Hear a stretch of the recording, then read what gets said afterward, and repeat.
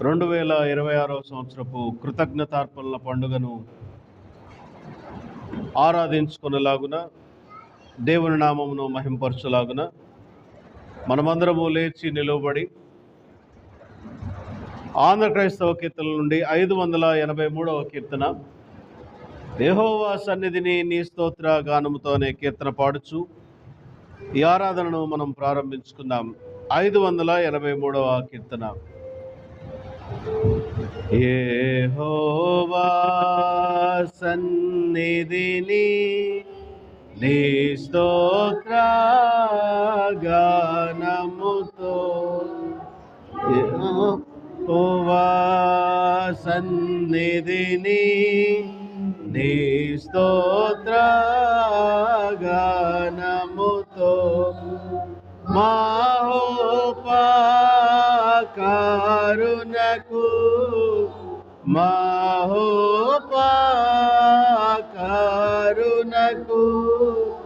మానుగనార్పణ సమర్పించుడి.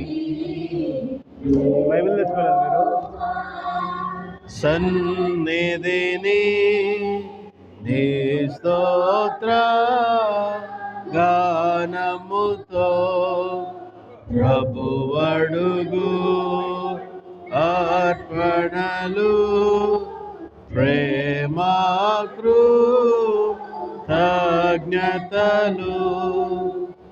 అభయ ప్రధానములు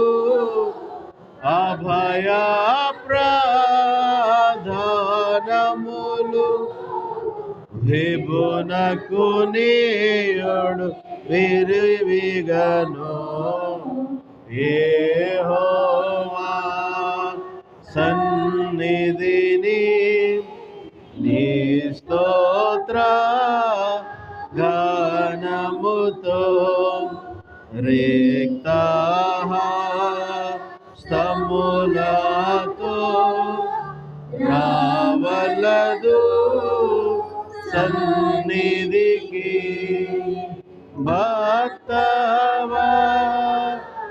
భక్తవత్సలునకు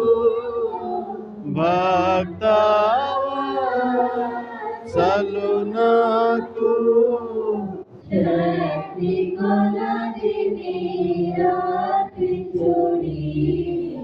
యెహోవా సన్నిధిని నీ స్తోత్ర గానముతో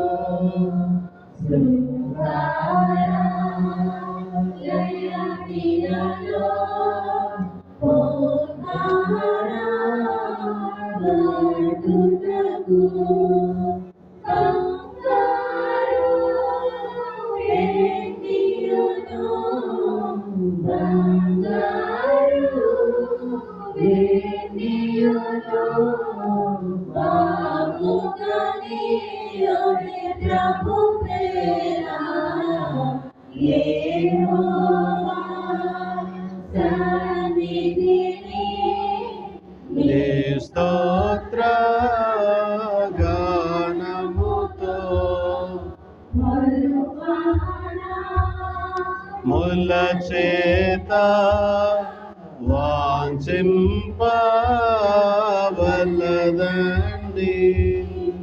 గురునాజ్ఞా చొప్పునను గురునాజ్ఞా చొప్పునను విరివిగా హృదయములర్పించుడి. యెహోవా సన్నిధిని నీ స్తోత్ర జ్ఞానముతో యెహోవా జనులారా ఇయ్యండి మనసారా. యెహోవా ఇచ్చినది యెహోవా ఇచ్చినది యేసునకర్పణ చెల్లింతుము. యెహోవా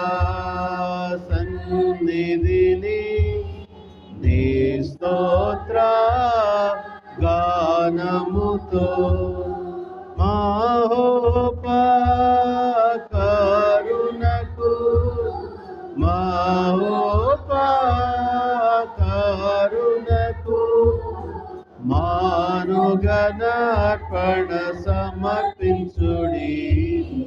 యెహోవా సన్నిధిని నీ స్తోత్ర గానముతో.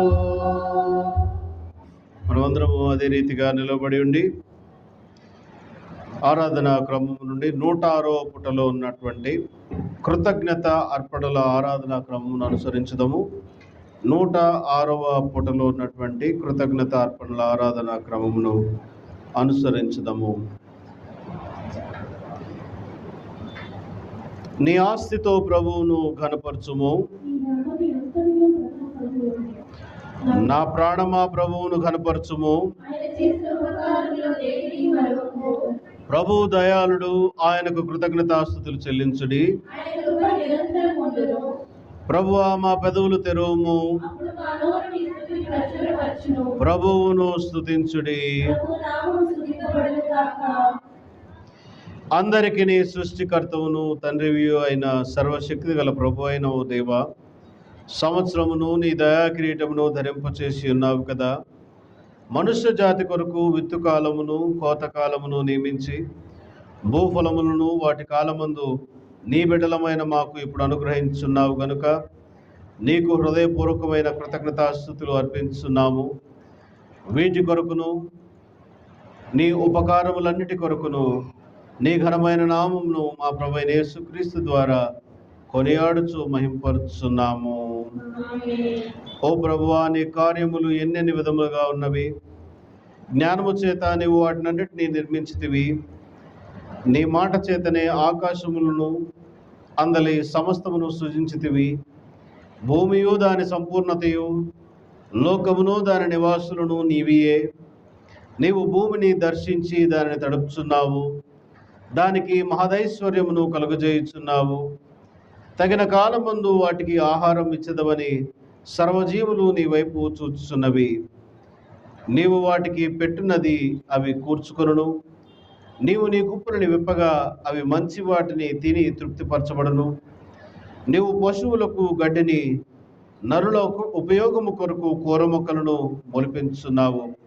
వీటన్నిటి కొరకును మృతుల్లో నుండి ప్రథమ ఫలముగా లేపబడిన నీ కుమారుడైన యేసు క్రీస్తును వరము కొరకును తండ్రి, కుమార, పరిశుద్ధాత్మవైన త్రియేక దేవ యుగ యుగములు నిన్ను స్తుతించుచు మహింపరుచున్నాము. ఆమేన్. పొలములోను గౌనులోను నీటి యందును పనిచేయువారు తమ సంపాదన అంతటితో న్యాయమైన భాగమును అనుభవించినట్లు వారి కృషి వలన మేలు పొందిన వారందరూ వారిని గౌరవించినట్లును దయచేయము. అన్ని ఉద్యోగముల యందును పరిచర్య యందును ఉన్న వారందరూ ఒకరికొకరు అవయవములమై ఉన్నారని తెలుసుకొని ఒక కుటుంబముగా కలిసి జీవించి పనిచేయున్నట్లు దయచేయము. తమ సంపద వరములను సమయములు అందరూ చక్కగా వినియోగించి నీకు తమ లెక్క అప్పజెప్పు బాధ్యత కలిగి ఉన్నారని గుర్తించినట్లు దయచేయము. ప్రజాక్షేమము కొరకు ప్రణాళికలన్నింటినీ సిద్ధపరచు వారందరికీ నీ నడిపింపును ప్రేరేపణను దయచేసి అందరూ ప్రతివాని కొరకును ప్రతివాడు అందరి కొరకును బాధ్యత కలిగి ఉన్నట్లు దయచేయము. మానవుల కాయ కష్టములు శాపము నుండి విమోచింపబడినట్లును ప్రజలందరూ తమ స్వలాభం కొరకే కాక అందరి ప్రయోజనం కొరకు పాటుపడినట్లును వారు తమ చేతి పనులు చూచి ఆనందించి సేవయే ఆరాధనగా ఉండినట్టి కాలము శీఘ్రముగా రప్పించుము. సర్వశక్తి గల మా దేవ, మా పరలోకపు తండ్రి, భూమి ఆకాశములు యందున్న నీ మహిమను ప్రచురించి నీ చేతి పనిని పరచురపరుచున్నావు. వివిధ వృత్తులలో మేము సిరి సంపదలను సేవింపకుండానట్లు మమ్మను తప్పించుమని ప్రార్థన చేయుచున్నాము. నీ సేవకులుగా మేము ఏకదీక్షతో నీవు మాకిచ్చిన పని సత్యముగాను రమ్యముగాను నీతిగాను తోడి మానవుల క్షేమము కొరకు చేయుటకు మాకు నీ కృప దయచేయము. మా మధ్య పరిచారకుని వలె జీవించిన నీ కుమారుడైన మా ప్రభువైన యేసు క్రీస్తు నిమిత్తము వీటిని దయచేయుము. ఆమేన్. దయచేసి అందరూ అదే రీతిగా నిలువబడి ఉండగా 67వ కీర్తన ఉత్తర ప్రత్యుత్తర రీతిగా చదవబడును. 67వ కీర్తన ఉత్తర ప్రత్యుత్తర రీతిగా చదవబడును.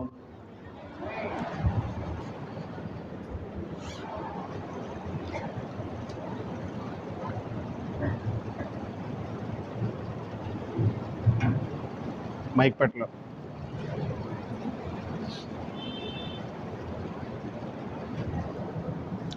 అంటే ఉత్తర ప్రత్యుత్తర రీతిగా వచనం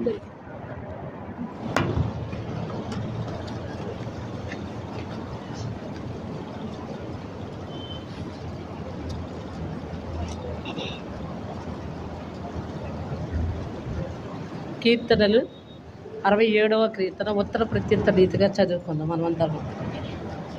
భూమి మీద నీ మార్గము తెలియబడినట్లు అన్ని జనులందరిలో నీ రక్షణ తెలియబడినట్లును దేవుడు మమ్మల్ని కరుణించి మమ్మల్ని ఆశీర్వదించును గాక. ఆయన తన ముఖ కాంతి మా మీద ప్రకాశింపచేయును గాక. దేవా, ప్రజలలో నిన్ను స్తుతించుదురు గాక, ప్రజలందరూ నిన్ను స్తుతించుదురు గాక. న్యాయమును బట్టి నీవు జనములకు తీర్పు తీర్చుదువు, భూమి మీదనున్న జనములను ఏలుదువు. జనములు సంతోషించుచు ఉత్సాహధ్వని చేయును గాక. దేవా, ప్రజలు నిన్ను స్తుతించుదురు గాక, ప్రజలందరూ నిన్ను స్తుతించుదురు గాక. అప్పుడు భూమి దాని ఫలములిచ్చును, మా దేవుడు మమ్మల్ని ఆశీర్వదించును. ఆఖరి వచ్చిన అందరం చదువుకుందాం. దేవుడు మమ్మల్ని దీవించును, భూదిగంత నివాసులందరూ ఆయన యందు భయభక్తులు నిలుపుదురు గాక. తండ్రి కుమార శుద్ధాత్మకును తగు స్తుతి మహిమలు కలుగుగాక. ఆదిని ఇప్పుడు ఎల్లప్పుడు అయినట్లు యుగములు నౌనుగాక. తండ్రి కుమార శుద్ధాత్మకును తగు స్తుతి మహిమలు కలుగుగాక. దయచేసి కూర్చునండి. మొదటి పాఠ్య భాగము చదవబడగా విందాము.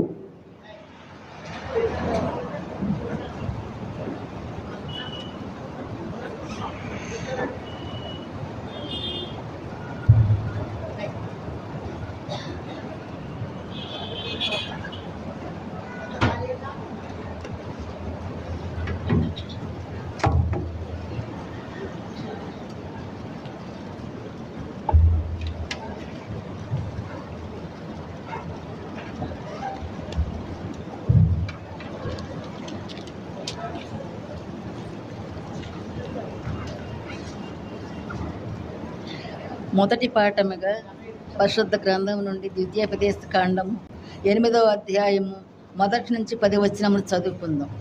ద్వితీయోపదేశ కాండము 8వ అధ్యాయము 1 నుంచి 8 వచనములు. మీరు బ్రతికి అభివృద్ధి నొంది యెహోవా మీ పితరులతో ప్రమాణము చేసిన దేశమునకు పోయి దాన్ని స్వాధీనపరుచుకున్నట్లు నేడు నేను నీకు ఆజ్ఞాపించిన ఆజ్ఞలన్నిటినీ అనుసరించి నడుచుకునవలెను. మరియు నీవు ఆయన ఆజ్ఞలను గైకొందువో లేదు నిన్ను శోధించి నీ హృదయములో నున్న తెలుసుకొనుటకు నిన్ను అణుచు నిమిత్తమును అరణ్యములు ఈ 40 సంవత్సరములు నీ దేవుడైన యెహోవా నిన్ను నడిపించిన మార్గం అంతటిని జ్ఞాపకం చేసుకొనుము. ఆహారము వలనే గాక యెహోవా సెలవిచ్చిన ప్రతి మాట వలన నరులు బ్రతుకుదులని నీకు తెలియజేయుటకు ఆయన నిన్ను అణిచి నీకు ఆకలి కలుగ చేసి నీవే గాని నీ పితరులే గాని ఎన్నడెరుగని మన్నాతో నిన్ను పోషించెను. ఈ 40 సంవత్సరములు నీ వేసుకొనిన బట్టలు పాతగలలేదు, నీ కాలు వాయలేదు.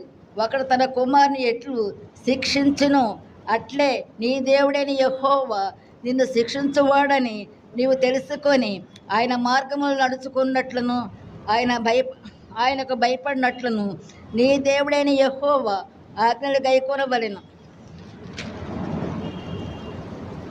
నీ దేవుడైన యెహోవా నిన్ను మంచి దేశంలో ప్రవేశపెట్టును. అది నీటి వాగులను, రోయల నుండి, కొండలలో నుండి పారు ఊటలను, అగాధ జలములను గల దేశము. అది గోధుమలు, యావలు, ద్రాక్ష చెట్లు, అంజూరపు చెట్లు, దానిమ్మ పండ్లను గల దేశము, ఒలీవ నూనెయు తేనెయు గల దేశము. ఈ మట్టునకు ఈ పాఠం సరి.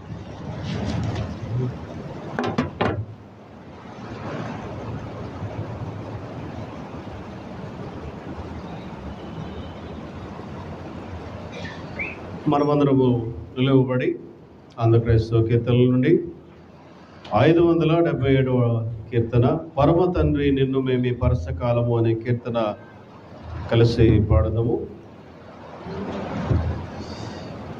577వ కీర్తన. పరమ తండ్రి నిన్ను మేమి పరసకాలము స్వరములెత్తి ఇంపుగాను స్మరణ చేతుము. తండ్రి నిన్ను నిన్ను నిన్ను స్మరణ చేతుము. నిరుపమాన దేవ నిన్ను నిరత ప్రేమతో హరవుగాను తించు మేము హర్షరముతో. తండ్రి నిన్ను నిన్ను నిన్ను స్మరణ చేతుము. అవని సంభ్రమములోన నవగలించుము. అవసరము నవధరింతుము. తండ్రి నిన్ను నిన్ను నిన్ను స్మరణ చేతుము. 1000 నాళ్ళు లోకమునను వెలయు కంటేను శ్రేయమొక్క నాడు నిన్ను సేవ చేయుట. తండ్రి నిన్ను నిన్ను నిన్ను స్మరణ చేతుము.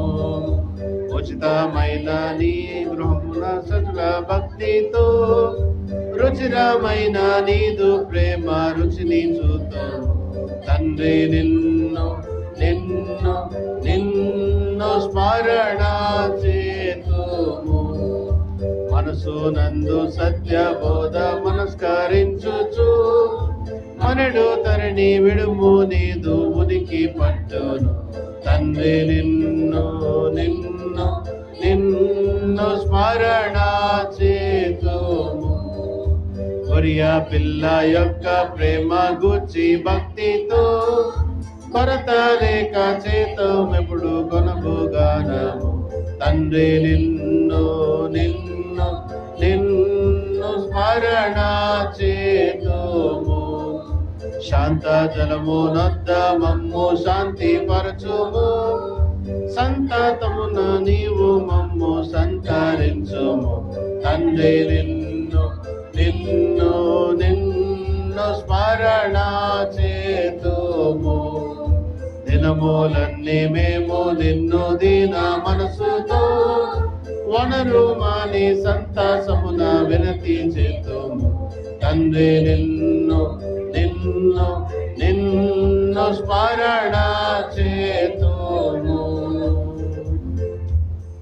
దయచేసి కూర్చోనండి. 2వ పాఠ్యభాగం చదవబడగా విందాము.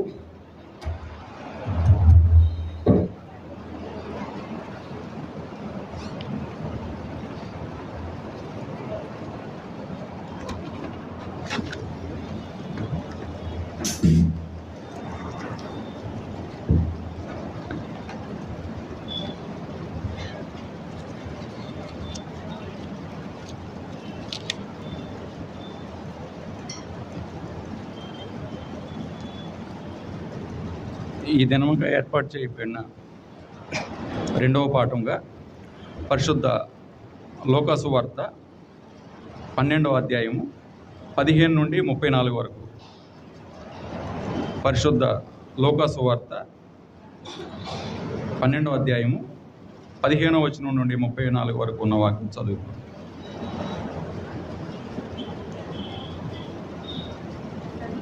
మరియు ఆయన వారితో, మీరు ఏ విధమైన లోభమునకు ఎడమియ్యక జాగ్రత్త పడుడి. ఒకని కలిమి విస్తరించుట వాని జీవమునకు మూలము కాదనెను. మరియు ఆయన వారితో ఈ ఉపమానము చెప్పెను.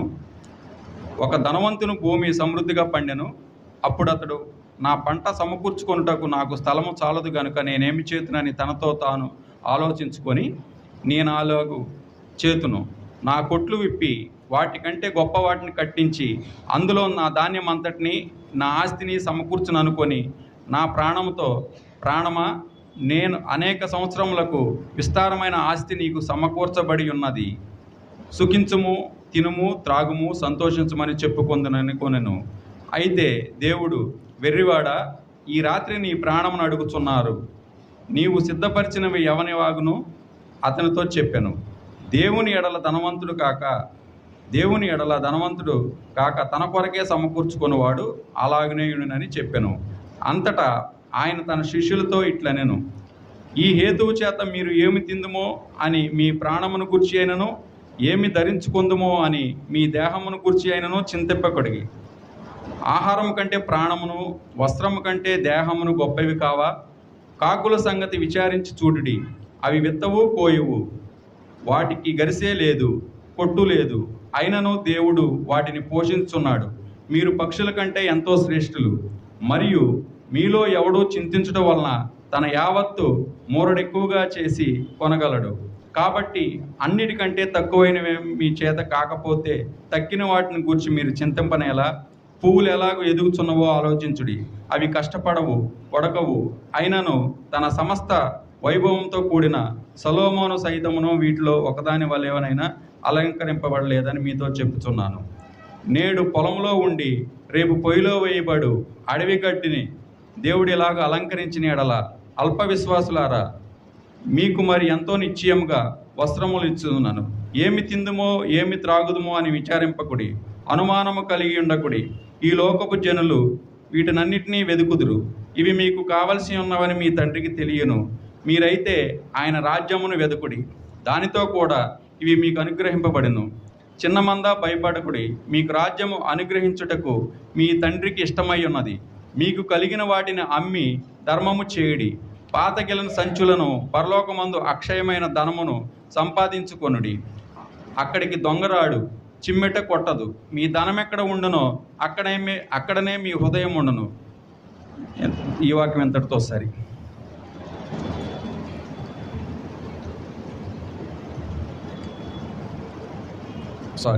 మీ నడుములు కట్టుకొని ఉండుడి.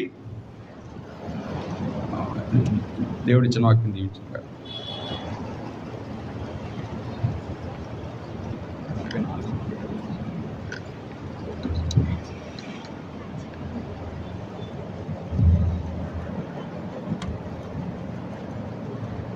మనమందరం లేచి నిలబడి 573వ కీర్తన కలిసి పాడదాము.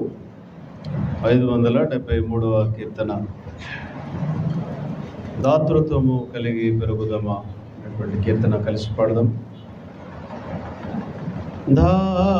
దాతృత్వమును కలిగి పెరుగుదమా, ధనము దాత్రి దేవుని దంచు నెరుగుదమా, ధనము దాత్రి దేవుని దంచు నెరుగుదమా, శక్తి కొలది కాంకలర్పింతమా, మన భుక్తి నుండి కొంత తీయుదమా, మన భుక్తి నుండి కొంత తీయుదమా, సంతోషముగనియ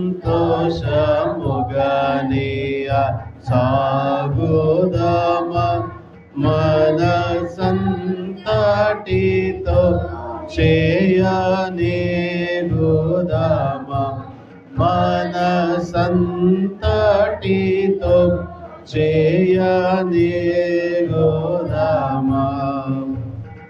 గర్వఘనములు వీడి అర్పింతమా, యుర్వి సర్వమాయన తంచు నేర్పింతమా, యుర్వి సర్వమాయన దంచు నేర్పింతమా సంగ సేవకు సొమ్ము సమకూర్తమ క్రీస్తు సంఘ అక్కరలన్నీ తీర్చుదమా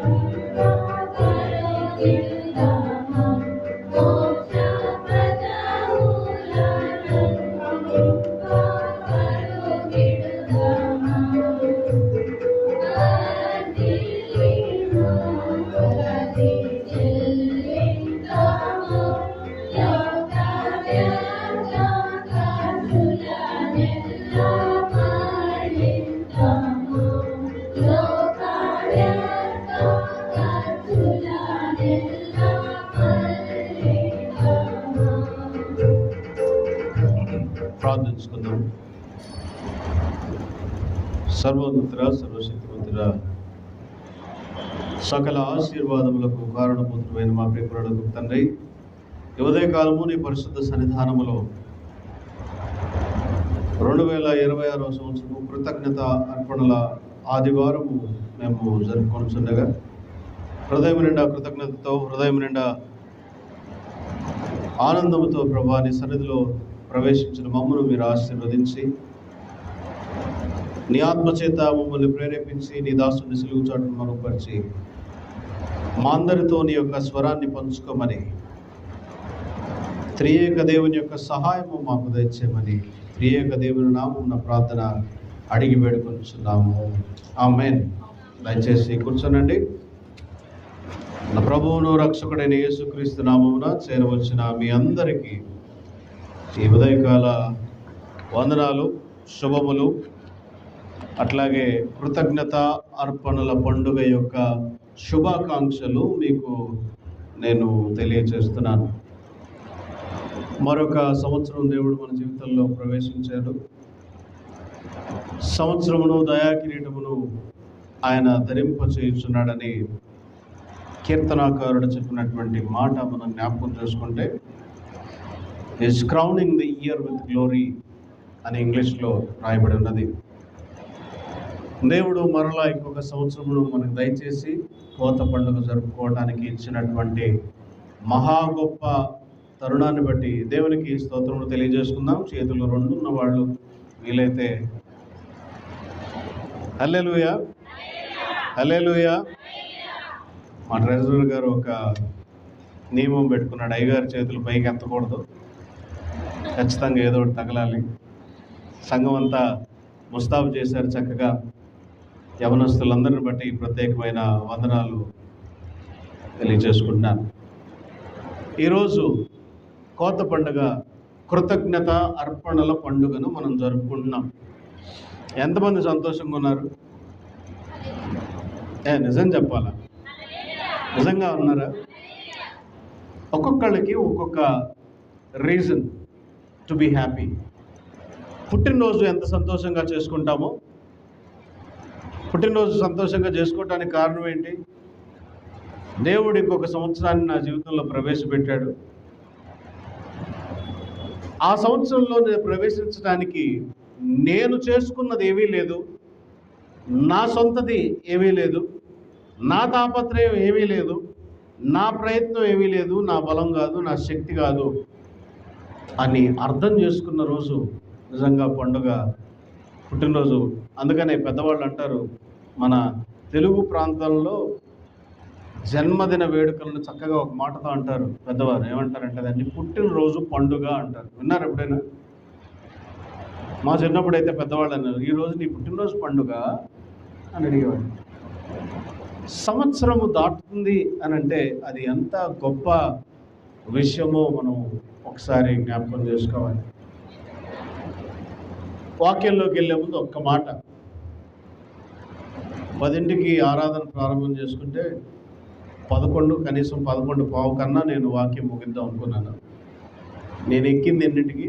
అందరి దగ్గర టైం ఉందా? వాచ్ని 10 నిమిషాలకు 11ంటికి నేను ఎక్కాను.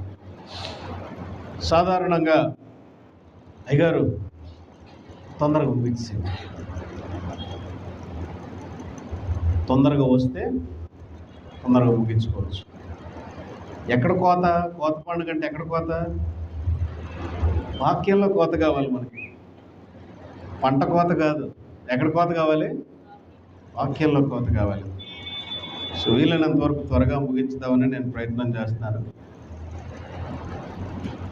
ఈ ఆరాధనలో కోత పండుగ గురించి మనం అర్థం చేసుకోవడానికి ప్రయత్నం చేసినప్పుడు, మానవుడు హృదయమంతా కృతజ్ఞతతో దేవునికి ఇచ్చేటువంటి అర్పణ గురించి ఈ పండుగ మనం ఆచరిస్తూ ఉన్నాం.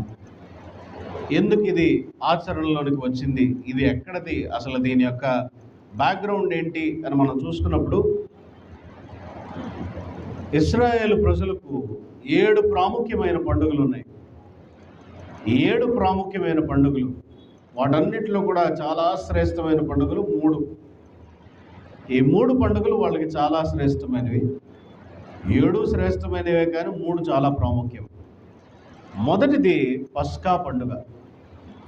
పస్కా పండుగ, ఈ పస్కా పండుగ మనకి ఎక్కడ కనపడతా ఉంటుందంటే నిర్గమకాండం 12:11లో మనకు కనపడతా ఉంటుంది. పస్కా పండుగ యొక్క ఉద్దేశము, జరుపుకొనటానికి ఉన్నటువంటి ఆలోచన మనందరికీ తెలుసు. దేవుడు ఐగుప్తులో నుంచి ఇశ్రాయేలీయుల్ని తన స్వహస్తముతో కాపాడి, తన బలము చేతను, తన శక్తి చేతను, తన యొక్క బాహుబలము చేత వారిని బయటికి రప్పించి వారిని తీసుకుని వచ్చిన ఆ బలాన్ని, ఆ రిడెంప్షన్ని, ఆ విమోచనను మనం జ్ఞాపకం చేసుకుంటూ ఉన్నాము. ఇక్కడ మనం అర్థం చేసుకోవాల్సినటువంటి అవసరత ఏమిటంటే, ఈ పస్కా పండుగ ఎందుకు ఆచరించాలి ఇశ్రాయేలీయులు అని అంటే, ఈ పస్కా పండుగ యొక్క ఆచరణలో ఉన్నటువంటి ఆంతర్యము ఏమిటి అని అంటే, మా శక్తితో మా బలముతో మేము ఐగుప్తులో నుంచి బయటికి రాలా.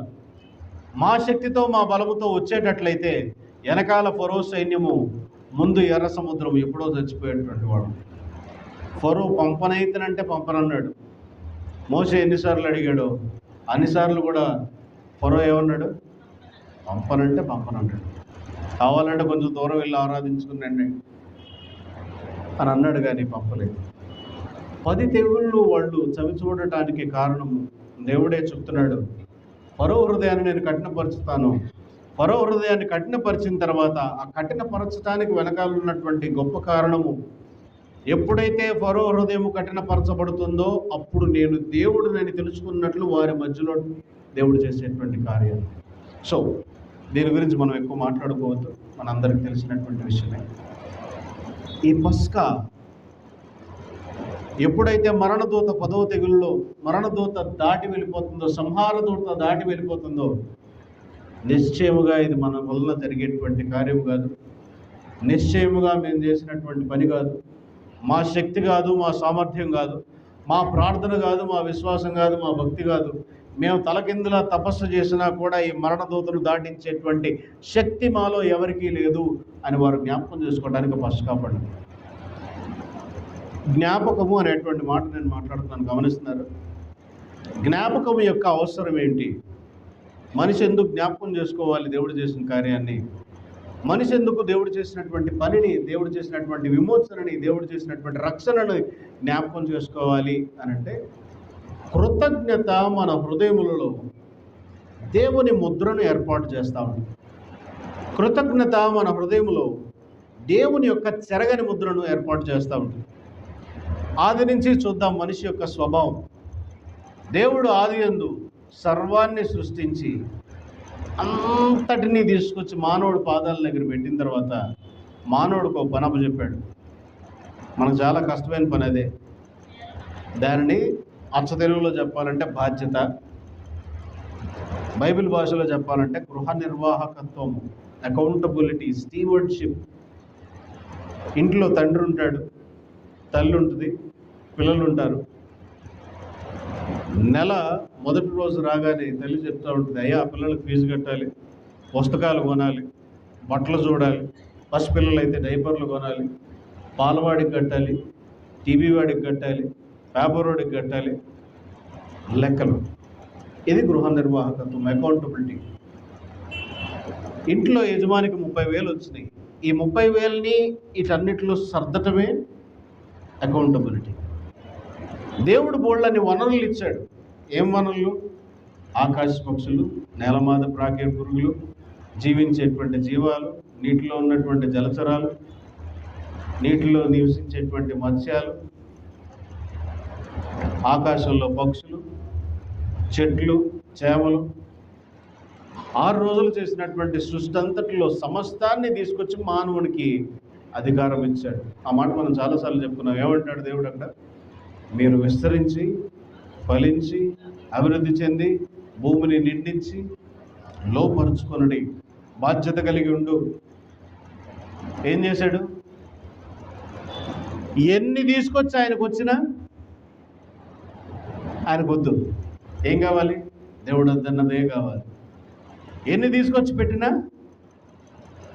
అన్ని ఇచ్చినందుకు, అయ్యా నేనంటే ఎంత ప్రేమ నీకు, ఆకాశంలో ఎగిరేవిచ్చావు, నేల మీద ప్రాకేవిచ్చావు, చెట్లు చేమలను ఇచ్చావు, పైగా నేల నుంచి నీరు వచ్చి దాన్ని తడుపుతూ అభివృద్ధి పరుస్తూ ఉన్నది, మంచి మంచి ఆహార ధాన్యాలు ఇచ్చావు. కానీ మనిషికి ఒక లక్షణం ఉంది. ఏంటి అది అని అంటే మర్చిపోవడం. మర్చిపోవడం అంటే అన్నీ కాదు, ఒకటే మర్చిపోతాం, దేవుడిని మాత్రమే మర్చిపోతాం. ఈ మరపు రాకుండా ఉండటానికి కృతజ్ఞతగా ఏర్పాటు చేసిన పండుగలలో మొదటి పండుగ పస్కా పండుగ. ఆ పస్కా పండుగ ఆచరించినప్పుడు వారు జ్ఞాపకం చేసుకున్నది ఏంటంటే, ఇది మన శక్తి కాదు, మన బలము కాదు, మన ప్రయత్నం కాదు, మన ప్రార్థన అంతకంటే కాదు. ఈ పస్కా పండుగ వారు కనాను ప్రాంతానికి వెళ్ళిన తర్వాత మరి ఒక రకంగా ఆచరించారు. అది ఏంటి అని మనం గమనిస్తే ఈ వాక్య భాగం చూడండి. నిర్గమాకాండము 34వ అధ్యాయము. మీరు పొంగని వాటి పండుగను ఆచరింపవలను. నేను మీకు ఆజ్ఞాపించినట్లు అబీబు నెలలో నియామక కాలమందు 7 దినములు పొంగని వాటినే తినవలను. ఏలయనగా అబీబు నెలలో ఐగుప్తులో నుండి మీరు, అంటే దీన్ని ఇంకొక పండుగ పేరేంటి పస్కా పండుగకి? పులియని రొట్టెల పండుగ. మీరు పులియని రొట్టెలు 7 రోజులు మీరు తినాలి. ఏ నెలలో తింటున్నారు మీరు? అబీబు నెలలో తింటున్నారు. మొదటి నెలలో వారు తింటున్నారు. వారు తింటూ ఈ పని చేస్తూ ఉన్నారు. ప్రతి తొలిచూలు పిల్లయు నాది, నీ పశువులలో ప్రతి తొలిచూలుదైన ప్రతి మగది, దూడయే గాని గొర్రె పిల్లయే గాని అది నాదగును. గొర్రె పిల్లను ఇచ్చి గాడిద తొలి పిల్లలను విడిపింపవలను. దానిని విమోచించిన ఎడల దాని మెడను విరగదీయవలను. నీ కుమారుల్లో ప్రతి తొలిచూలు వారిని విడిపింపవలను. నా సన్నిధిని వారు వట్టి చేతులతో కనపడవలదు. ఎందుకు దేవుడు ఈ నియమాన్ని ఇచ్చాడు అని అంటే, ఈ మొదటి పండుగలో, ఈ పులియని రొట్టెల పండుగలో దేవుడు వారికి ఏం చెప్పాలని అనుకున్నాడంటే, వారు దేవుడిని మర్చిపోకూడదు. మర్చిపోయారా? శుభ్రంగా మర్చిపోయారు. అట్లా ఎర్ర సముద్రం దాటారో లేదో, కొంచెం దాటగానే వెనకాలే ఫరో సైన్యం రాగా నమ్మో మొదలైపోయింది. మోసే, ఏం మనిషిపోయా నువ్వు? అక్కడ మాకు శవాలు లేవని, అక్కడ మాకు సమాధులు లేవని అక్కడ చంపకుండా నువ్వు ఇక్కడ తీసుకొచ్చేసావా మమ్మల్ని? అరే, 10 తెగుళ్ళు మర్చిపోయారా? సంహార దూత మీ గృహాలను దాటింది మర్చిపోయారా? దేవుడు మీకు చేసిన మేళ్ళను అప్పుడే మర్చిపోయారా? దేవుడు మీకు చేసినటువంటి అద్భుతాలను అప్పుడే మర్చిపోయారా? మర్చిపోయేటువంటి లక్షణమే మానవుడిది. అది జ్ఞాపకం చేయడానికి ఈ మొదటి పండుగ వారు చేస్తూ ఉన్నారు. రెండవ పండుగ, దీన్ని షవోత్ అని అన్నారు. షవోత్ లేదా పెంతెకోస్తు పండుగ లేదా ప్రథమ ఫలముల పండుగ అనేటువంటి మాట దీనికి ఆపాదించబడింది. అదే 34వ అధ్యాయము తర్వాత వచనములు చూద్దాం. 22వ వచనంలో మనం చూస్తే, నీవు గోధుమల కోతలో ప్రథమ ఫలముల పండుగ అనగా వారముల పండుగను, సంవత్సరం అంతమందు పంట కూర్చు పండుగను ఆచరించవలను. ఈ పెంతెకోస్తు పండుగ యొక్క ప్రాధాన్యత అంటే, మొట్టమొదట వారు చేసుకున్నటువంటి పెంతెకోస్తు పండుగ, ఇది యేసున్నప్పుడు పెంతెకోస్తు పండుగ కాదు. ఈ యేసుకు ముందు జరిగేటువంటి ఇశ్రాయేలు ఆచారమైన పెంతెకోస్తు పండుగలు. ధర్మశాస్త్రంలో దేవుడు వారికి బోధించింది ఏమిటంటే, ఏ సమయంలో అంట, అమ్మ అరగంటలో నేను ముగిస్తాను, దయచేసి వినడానికి ప్రయత్నం చేయండి. గోధుమల కోత కాలములో, గోధుమల కోత ప్రథమ ఫలముల పండుగ, ద వీట్ హార్వెస్ట్ అన్నారు. ఈ గోధుమల కోత ప్రథమ ఫలముల పండుగ అనగా వారముల పండుగ. వారముల పండుగ ఎన్ని వారాలు? 7 వారాలు, 7 ఏళ్ళు, 49. ఈ 49కి 50వ రోజు అంటే పెంతెకోస్ట్. పెంట అంటే 50, 5కు సూచించేటువంటి మాట పెంటకోస్ట్. 50వ దినమున వారు పంట కూర్చుకుని వచ్చి చెప్తున్నాడు చూడండి, సంవత్సరమునకు ముమ్మారుని పురుషులందరూ ప్రభువును ఇశ్రాయేలు దేవుడైన యెహోవా సన్నిధిని కనపడాలి. ఇదిగో ఈ పంట కూర్చుకుని వచ్చి దేవుని సన్నిధిలో నీవు దానిని అర్పించవలసిన వాడిగా కనపడుతున్నావు. కనపడాల్సిందే, అది చేయాల్సిన పండుగ. ఇది ప్రథమ ఫలముల పండుగ. నిర్గమాకాండము 23వ అధ్యాయం 16వ వచనంలో చూడండి, నీవు పొలములలో విత్తిన నీ వ్యవసాయముల తొలి పంట యొక్క కోత పండుగను, పొలములలో నుండి నీ వ్యవసాయ ఫలములను నీవు కూర్చుకున్న తర్వాత సంవత్సరమాంతమందు ఫల సంగ్రహ పండుగను ఆచరింపవాలంటే, నీకు వచ్చినటువంటి ఫలాలన్నింటినీ తీసుకుని ఈ ప్రథమ ఫలములను తీసుకొచ్చి దేవుని సన్నిధిలో నీవు పెట్టాల్సిందే. అది ఎలా ఆచరించాలి? నీవు ఒక్కడవే ఆచరించడానికి వీలు లేదు. నీవు, నీ కుటుంబము, నీ ఇంట్లో మగవారు అందరూ కలిసి వచ్చి ఒక కమ్యూనిటీగా, ఒక కుటుంబముగా ఏర్పాటు చేయబడిన పండుగలో మీరందరూ కలిసి దేవుణ్ణి ఆరాధించాలి. 23వ అధ్యాయము 15 నుంచి 22 వచనాల వరకు లేఖన భాగం చూద్దాం. మీరు విశ్రాంతి దినమునకు మరునాడు మొదలుకొని, అనగా అల్లాడించు పనును మీరు తెచ్చిన దినము మొదలుకొని, అంటే ఎప్పుడైతే దేవుని సన్నిధికి ఈ అల్లాడించేటువంటి పనులు తీసుకొచ్చి అల్లాడిస్తారో దానిని మొదలుకొని 7 వారములు. అంటే ఇప్పుడు ఏంటి అర్థం? మొదట చెప్పిన పండుగ ఏంటి? పస్కా పండుగ. ఈ పస్కా పండుగలో ఈ పనును అల్లాడించి వారు పండుగ చేస్తున్నారు. ఈ పండుగ అయిన తర్వాత 7 వారాలు లెక్క పెట్టాలి. ఎన్ని వారాలు?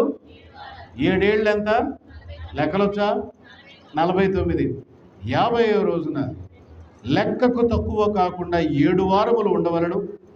7వ విశ్రాంతి దినం మరుదినం వరకు మీరు 50 దినములు లెక్కించి యెహోవాకు క్రొత్త ఫలములతో నైవేద్యం అర్పించవలను.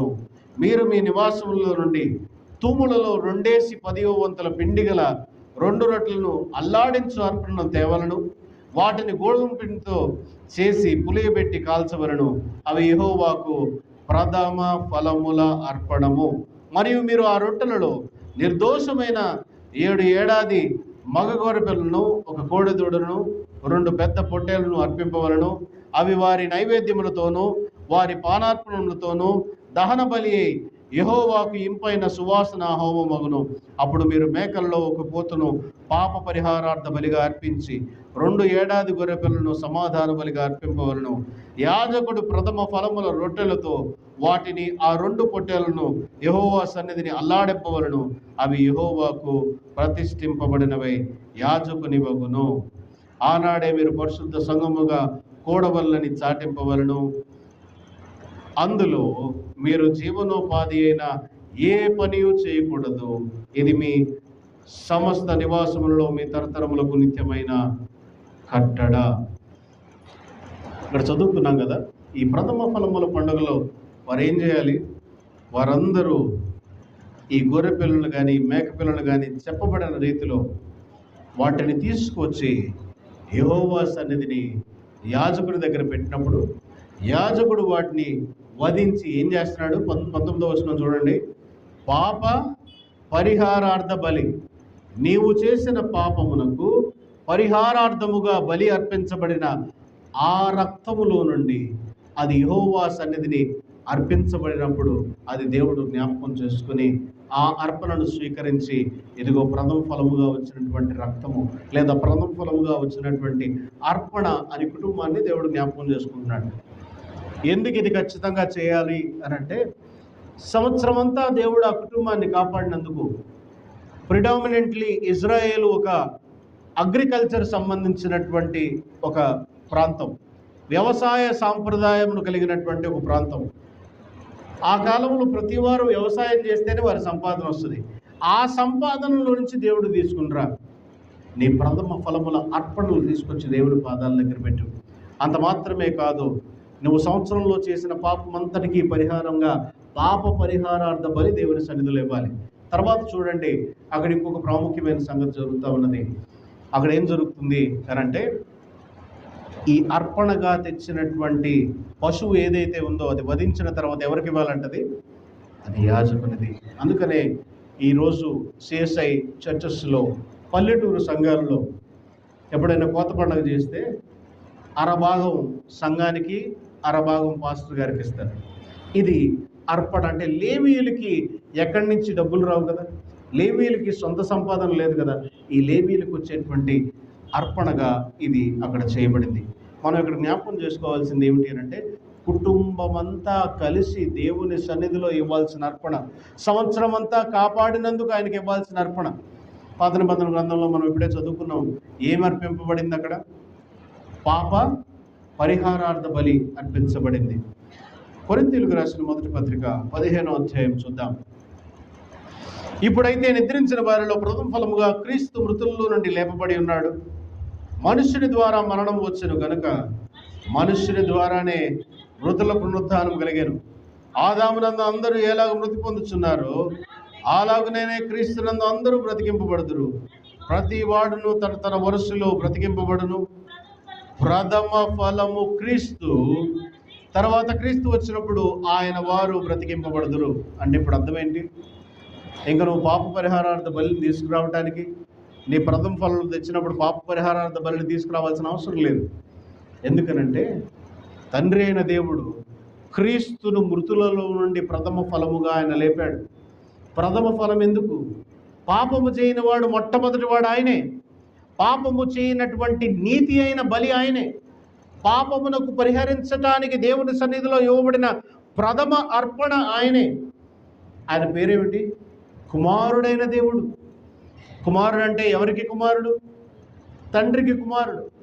ఆయన తొలిచూలి ఏకైక మగపిల్లవాడిని బలిగా ఆయన ఈ లోకమును కొరకు ఇస్తున్నాడు. ఆయన ప్రథమ ఫలమును ఈ లోకమును కొరకు అర్పించి, ఆ ప్రథమ ఫలము అర్పించిన తర్వాత ఆ రక్తమును మనుష్య జాతి అందరి మీద జల్లి పాప పరిహారార్థం చేసి ఆయనను మృతుల్లో నుండి లేపి పునరుద్ధానుడుగా చేసి, ఇదిగో ప్రథమ ఫలము క్రీస్తు అని అంటున్నాడు. సో కోత పండుగలో మొదటి అర్పణ ఎవరు? మనందరి కొరకు క్రీస్తు మొదటి అర్పణగా అర్పించబడ్డాడు. ఇంకా పాప పరిహారార్థ బలి మనకు అక్కర్లా. ఆల్రెడీ ఆయన తన శరీరాన్ని, తన రక్తాన్ని శిలువ మీద మన కొరకు ధారపోసాడు. ఇప్పుడు చెప్పండి, కోత పండుగ ఇంపార్టెంటా, ఇంపార్టెంట్ కాదా? అయ్యో, నిద్రపోతున్నారా? వేసే ఉన్నారా? కోత పండుగ అవసరమా కాదా? అవసరమైంది. ఇంకొక పండుగ ఉన్నది. 7 చెప్తున్నాను కదా, 3 చెప్పాను నేను. ఇంకొక పండుగ సబ్బాత్. ఈ సబ్బాతును ఖచ్చితంగా ప్రతి కుటుంబము ఆచరించాలి. లేవీకాండము 23వ అధ్యాయంలో 22, 3 వచనాలలో, అట్లాగే యెషయా గ్రంథము 1వ అధ్యాయం 13వ వచనంలో ఇది రాయబడి ఉన్నది. పోయిన వారం దీని గురించి మనం చెప్పుకున్నాం, దీని గురించి మనం మాట్లాడేసుకున్నాం. ఇంకొక పండుగ లేవీకాండం 23వ అధ్యాయం 24వ వచనంలో ఇంకొక మాట ఉన్నది. ఈ పండుగ ఏమిటి అనంటే శృంగధ్వనుల పండుగ. ఇది శృంగధ్వనుల పండుగ.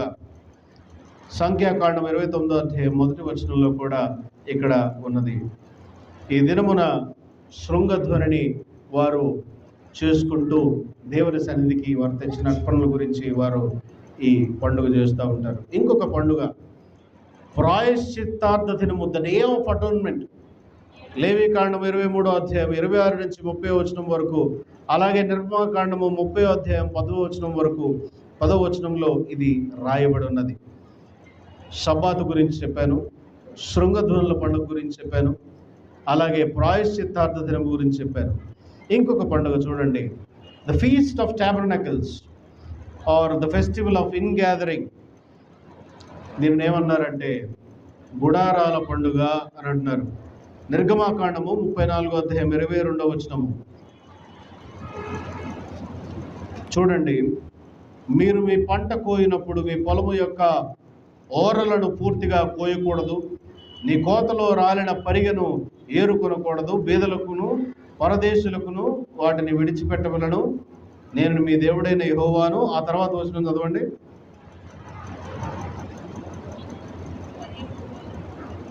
నిర్గమ 23 చదువుతున్నాను నేను. నిర్గమ 34:22 చదవండి. మరియు గోధుమల కోతలో ప్రథమ ఫలముల పండుగను, అనగా వారముల పండుగను, సంవత్సరాంతమందు పంట కూర్చు పండుగను ఆచరింపవలను. సంవత్సరమునకు ముమ్మారు నీ పురుషులందరూ ప్రభువును ఇశ్రాయేలు దేవుడైన యెహోవా సన్నిధిని కనపడవలెను. ఏలయనగా నీ ఎదుట నుండి జనములను వెళ్ళగొట్టిన నీ పునుమేలను గొప్పవిగా చేసేదను. మరియు నీవు సంవత్సరమునకు ముమ్మారు నీ దేవుడైన యెహోవా సన్నిధిని కనపడబోవునప్పుడు ఎవడును నీ భూమిని ఆశింపడు. నీవు పురుషుని దానితో నా బలిరక్తము నర్పింపకూడదు. పస్కా పండుగలో కానీ బలి సంబంధమైన మాంసమును ఉదయకాలం వరకు ఉంచకూడదు. ఈ దినమును వీరు ఏం చేస్తారంటే, ఈ గుడారాల పండుగ దినమప్పుడు వీరందరూ కలిసి గుడారాలు వేసుకుని సమూహాలుగా వాటిలో నివసిస్తూ ఉన్నారు. ఒక్కొక్క పండుగకు ఒక్కొక్క అర్థము. ఈ గుడారాల పండుగ యొక్క అర్థమును మనం చూద్దాం. మొదట పస్కా పండుగ ఏమో దేవుడు మనకి రక్షకుడుగా, దేవుడు మనకి విమోచకుడుగా ఉన్నాడనేటువంటి భావన మనకు తెలియజేస్తూ ఉంది. పెంతెకోస్తు పండుగ లేదా ప్రథమ ఫలముల పండుగ అనేది ఆచరించినప్పుడు దేవుడే మన కొరకు అర్పణగా, అంటే ఈరోజు మనం మాట్లాడుకుంటే దేవుడే మన కొరకు అర్పణగా అర్పించబడ్డాడని ఈరోజు మనం మాట్లాడుకుంటున్నాం. కానీ ఆ రోజు దేవుడు మనకు అన్నీ ఇవ్వగలిగిన దేవుడు, దేవుడు పోషకుడైన దేవుడు. మన బలము కాదు, మన శక్తి కాదు, మన ఎక్కడ మనం ఎంత కష్టపడి తలకిందుల తపస్సు చేసినా మనం ఏదీ చేయగలిగిన వాళ్ళం కాదు. మీరు గమనిస్తూ ఉంటే 2వ ఆరాధనలో ఎప్పుడైనా మనము ఇచ్చేటువంటి అర్పణల ప్రార్థన విన్నారా? ప్రభువా, భూమి మీద ఉన్న సమస్తము నీవి, నీ దానిలో నుండి మేము నీకు ఇస్తున్నాం. ఒక చిన్న కథ నాకు గుర్తొస్తుంది, అది మీతో పంచుకోవాలని ఆశపడుతున్నాను. ఒక సైంటిస్టు, దేవుడు లేడు, నాకంటే గొప్పవాడు ఎవడు లేడు, నాకున్న జ్ఞానం చాలా గొప్పది, నేను సృష్టిని ఎలాగైనా సృష్టించగలనని దేవునితో ఛాలెంజ్ చేసి బయలుదేరాడంట. బయలుదేరి ల్యాబ్లో కొన్ని వస్తువులు తెచ్చుకుని, ఈ తెచ్చుకున్న వస్తువులన్నిటిలో అంటే కొంచెం నేల మట్టి, కొంచెం నీళ్లు, నిప్పు, అవన్నీ తెచ్చుకుని పని చేయటం మొదలుపెట్టాడంట. పని చేయటం మొదలుపెట్టినప్పుడు దేవుడు వచ్చి ఒక మాట అన్నాడంట, బాబు, ఈ నేను కష్టపడి నేను తయారు చేసుకునే అయ్యా, నీ సృష్టి కావాలంటే నీ సొంతగా నువ్వు ఎవరికైనా నేను తెచ్చుకో అన్నాడు. అర్థమైంది నేను చెప్పిన మాట? దేనిలో నుంచి ఇస్తున్నాం మనం దేవుడికి? నా సంపదనండి, నేను సాధించానండి, నా జీతం అండి, నా ఉద్యోగం అండి, ఈ మాటలు చెప్పి గర్వము, అహంకారము, అహంభావములో మనం వెళ్ళిపోకుండా ఉండటానికి ప్రథమ ఫలములు దేవుడు మనం తీసుకొచ్చినప్పుడు, మనం దేవునికి ఇచ్చేటప్పుడు, అయ్యా ఇది నీది, నీ దానిలో నుంచి నీకు ఇస్తున్నాము. ఇక్కడ జ్ఞాపకం చేసుకోవాల్సిన మాట యెహోవా ఈరే. హీఈస్ ఎ ప్రొవైడర్ గాడ్. దేవుడు మనకి ఇచ్చేటువంటి దేవుడు. గుడారాల పండుగలో మనం అర్థం చేసుకునేది, వాళ్ళు వెళ్ళి ఈ గుడారాలను చేసుకుని ఆ గుడారాల్లో నివసించినప్పుడు దేవుడు మాతో నివసించేటువంటి దేవుడు, ఇమ్మానుయేలు దేవుడు, ద గాడ్ విత్ అస్, దేవుడు మాతో నివాసం చేసేటువంటి దేవుడుగా ఉన్నాడు అని వారు జ్ఞాపకం చేసుకుంటున్నారు. ద్వితీయోపదేశ కాండము 8వ అధ్యాయము 1 నుండి 10 వచనములు మనం చూసినప్పుడు, మీరు బ్రతికి అభివృద్ధి నొంది యెహోవా మీ పితరులతో ప్రమాణం చేసిన దేశమునకు పోయి దానిని స్వాధీనపరుచుకున్నట్లు నేడు నేను మీకు ఆజ్ఞాపించిన ఆజ్ఞలన్నింటినీ అనుసరించి నడుచుకొనవలెను. మరి నీవు ఆయన ఆజ్ఞను గైకొందువో లేదో నిన్ను శోధించి నీ హృదయంలో ఉన్నది తెలుసుకొనుటకు నిన్ను అనుచు నిమిత్తమును అరణ్యములో ఈ 40 సంవత్సరములు నీ దేవుడైన యెహోవా నిన్ను నడిపించిన మార్గం అంతటినీ జ్ఞాపకం చేసుకొను. ఏం జ్ఞాపకం చేసుకోవాలి? దేవుడు ఇశ్రాయేల్ ప్రజలకి డిసిప్లిన్ నేర్పిస్తున్నాడు. అవసరమా డిసిప్లిన్? డిసిప్లిన్ మనకు చాలా అవసరం. ఇశ్రాయేల్ వారు కూడా ఎందుకు డిసిప్లిన్ నేర్పిస్తున్నాడు? 2వ వచనం చూడండి, మళ్ళీ మనకు అర్థం అవుతుంది. ఆయన ఆజ్ఞలను గైకొందువో లేదో నిన్ను శోధించి నీ హృదయంలో ఉన్నది తెలుసుకున్నట్లు నిన్ను అనుచు నిమిత్తమును అరణ్యములో ఈ 40 సంవత్సరములు నీ దేవుడైన యెహోవా నిన్ను నడిపించిన మార్గం అంతటినీ జ్ఞాపకం చేసుకోను. ఎందుకు నడిపించాడు దేవుడు 40 సంవత్సరాలు? దీనికి కూడా సమాధానం మనకు తెలుసు. ఇశ్రాయేలీల పేరేంటి? దేవుడు మొదట్లో ఒక పేరు పెట్టాడు, నా ప్రియ సంతానం, నా జ్యేష్ఠపుత్రులు, నాకు ఇష్టమైన వాళ్ళు, నేను ఏర్పాటు చేసుకున్న వాళ్ళు. మెల్లిమెల్లిగా దేవుడే వారి పేరు మార్చేశాడు. మెడవంచని ప్రజలు, మాట వినని ప్రజలు, సర్ప సంతానం. ఎన్ని పేర్లు వచ్చినాయి? బోళ్ళని వస్తాయి. ఇంకా మనమెవరు? ఆత్మీయ ఇశ్రాయేలు. వాళ్ళు మెడలే వంచలే, మనం ఏమీ వంచం. మన బుద్ధి వంగదు, మన చిత్తం దేవుని వైపు వంగదు, మన ఆలోచనలు దేవుని వైపు వంగవు, మన ఇష్టాలు దేవుని వైపు వంగవు, మన అర్పణలు కూడా దేవుని వైపు వంగవు. ఇది మన జీవితం. అందుకనే దేవుడు వారిని డిసిప్లిన్ చేస్తున్నాడు. 40 సంవత్సరాలు మిమ్మల్ని నడిపించి కష్టపెట్టి ఆ మార్గంలో తీసుకొచ్చినప్పుడల్లా ఏం జ్ఞాపకం చేసుకోవాలి? మీరు ఆ 40 సంవత్సరాల ప్రయాణం జ్ఞాపకం చేసుకోవాలి. దేవుడు ఎంత కఠినమైన వాడా? 40 దినాలలో ప్రయాణం చేసిన ప్రయాణము ఎన్ని సంవత్సరాలు పట్టింది? 40 సంవత్సరాలు పట్టింది. Why is God so unkind? అంటే ఇంత కఠినాత్ముడు ఏంటి దేవుడు అని అంటే, అంతకంటే ఎంత కఠినంగా మనం ఉన్నాం. ఇంట్లో పిల్లలకి ఒక చాక్లెట్ ఇచ్చినప్పుడు, ఏదైనా మంచి శ్రేష్టమైనది తీసుకొచ్చినప్పుడు మళ్ళీ అడుగుతాం, కొంచెం పెట్టవా నాకు?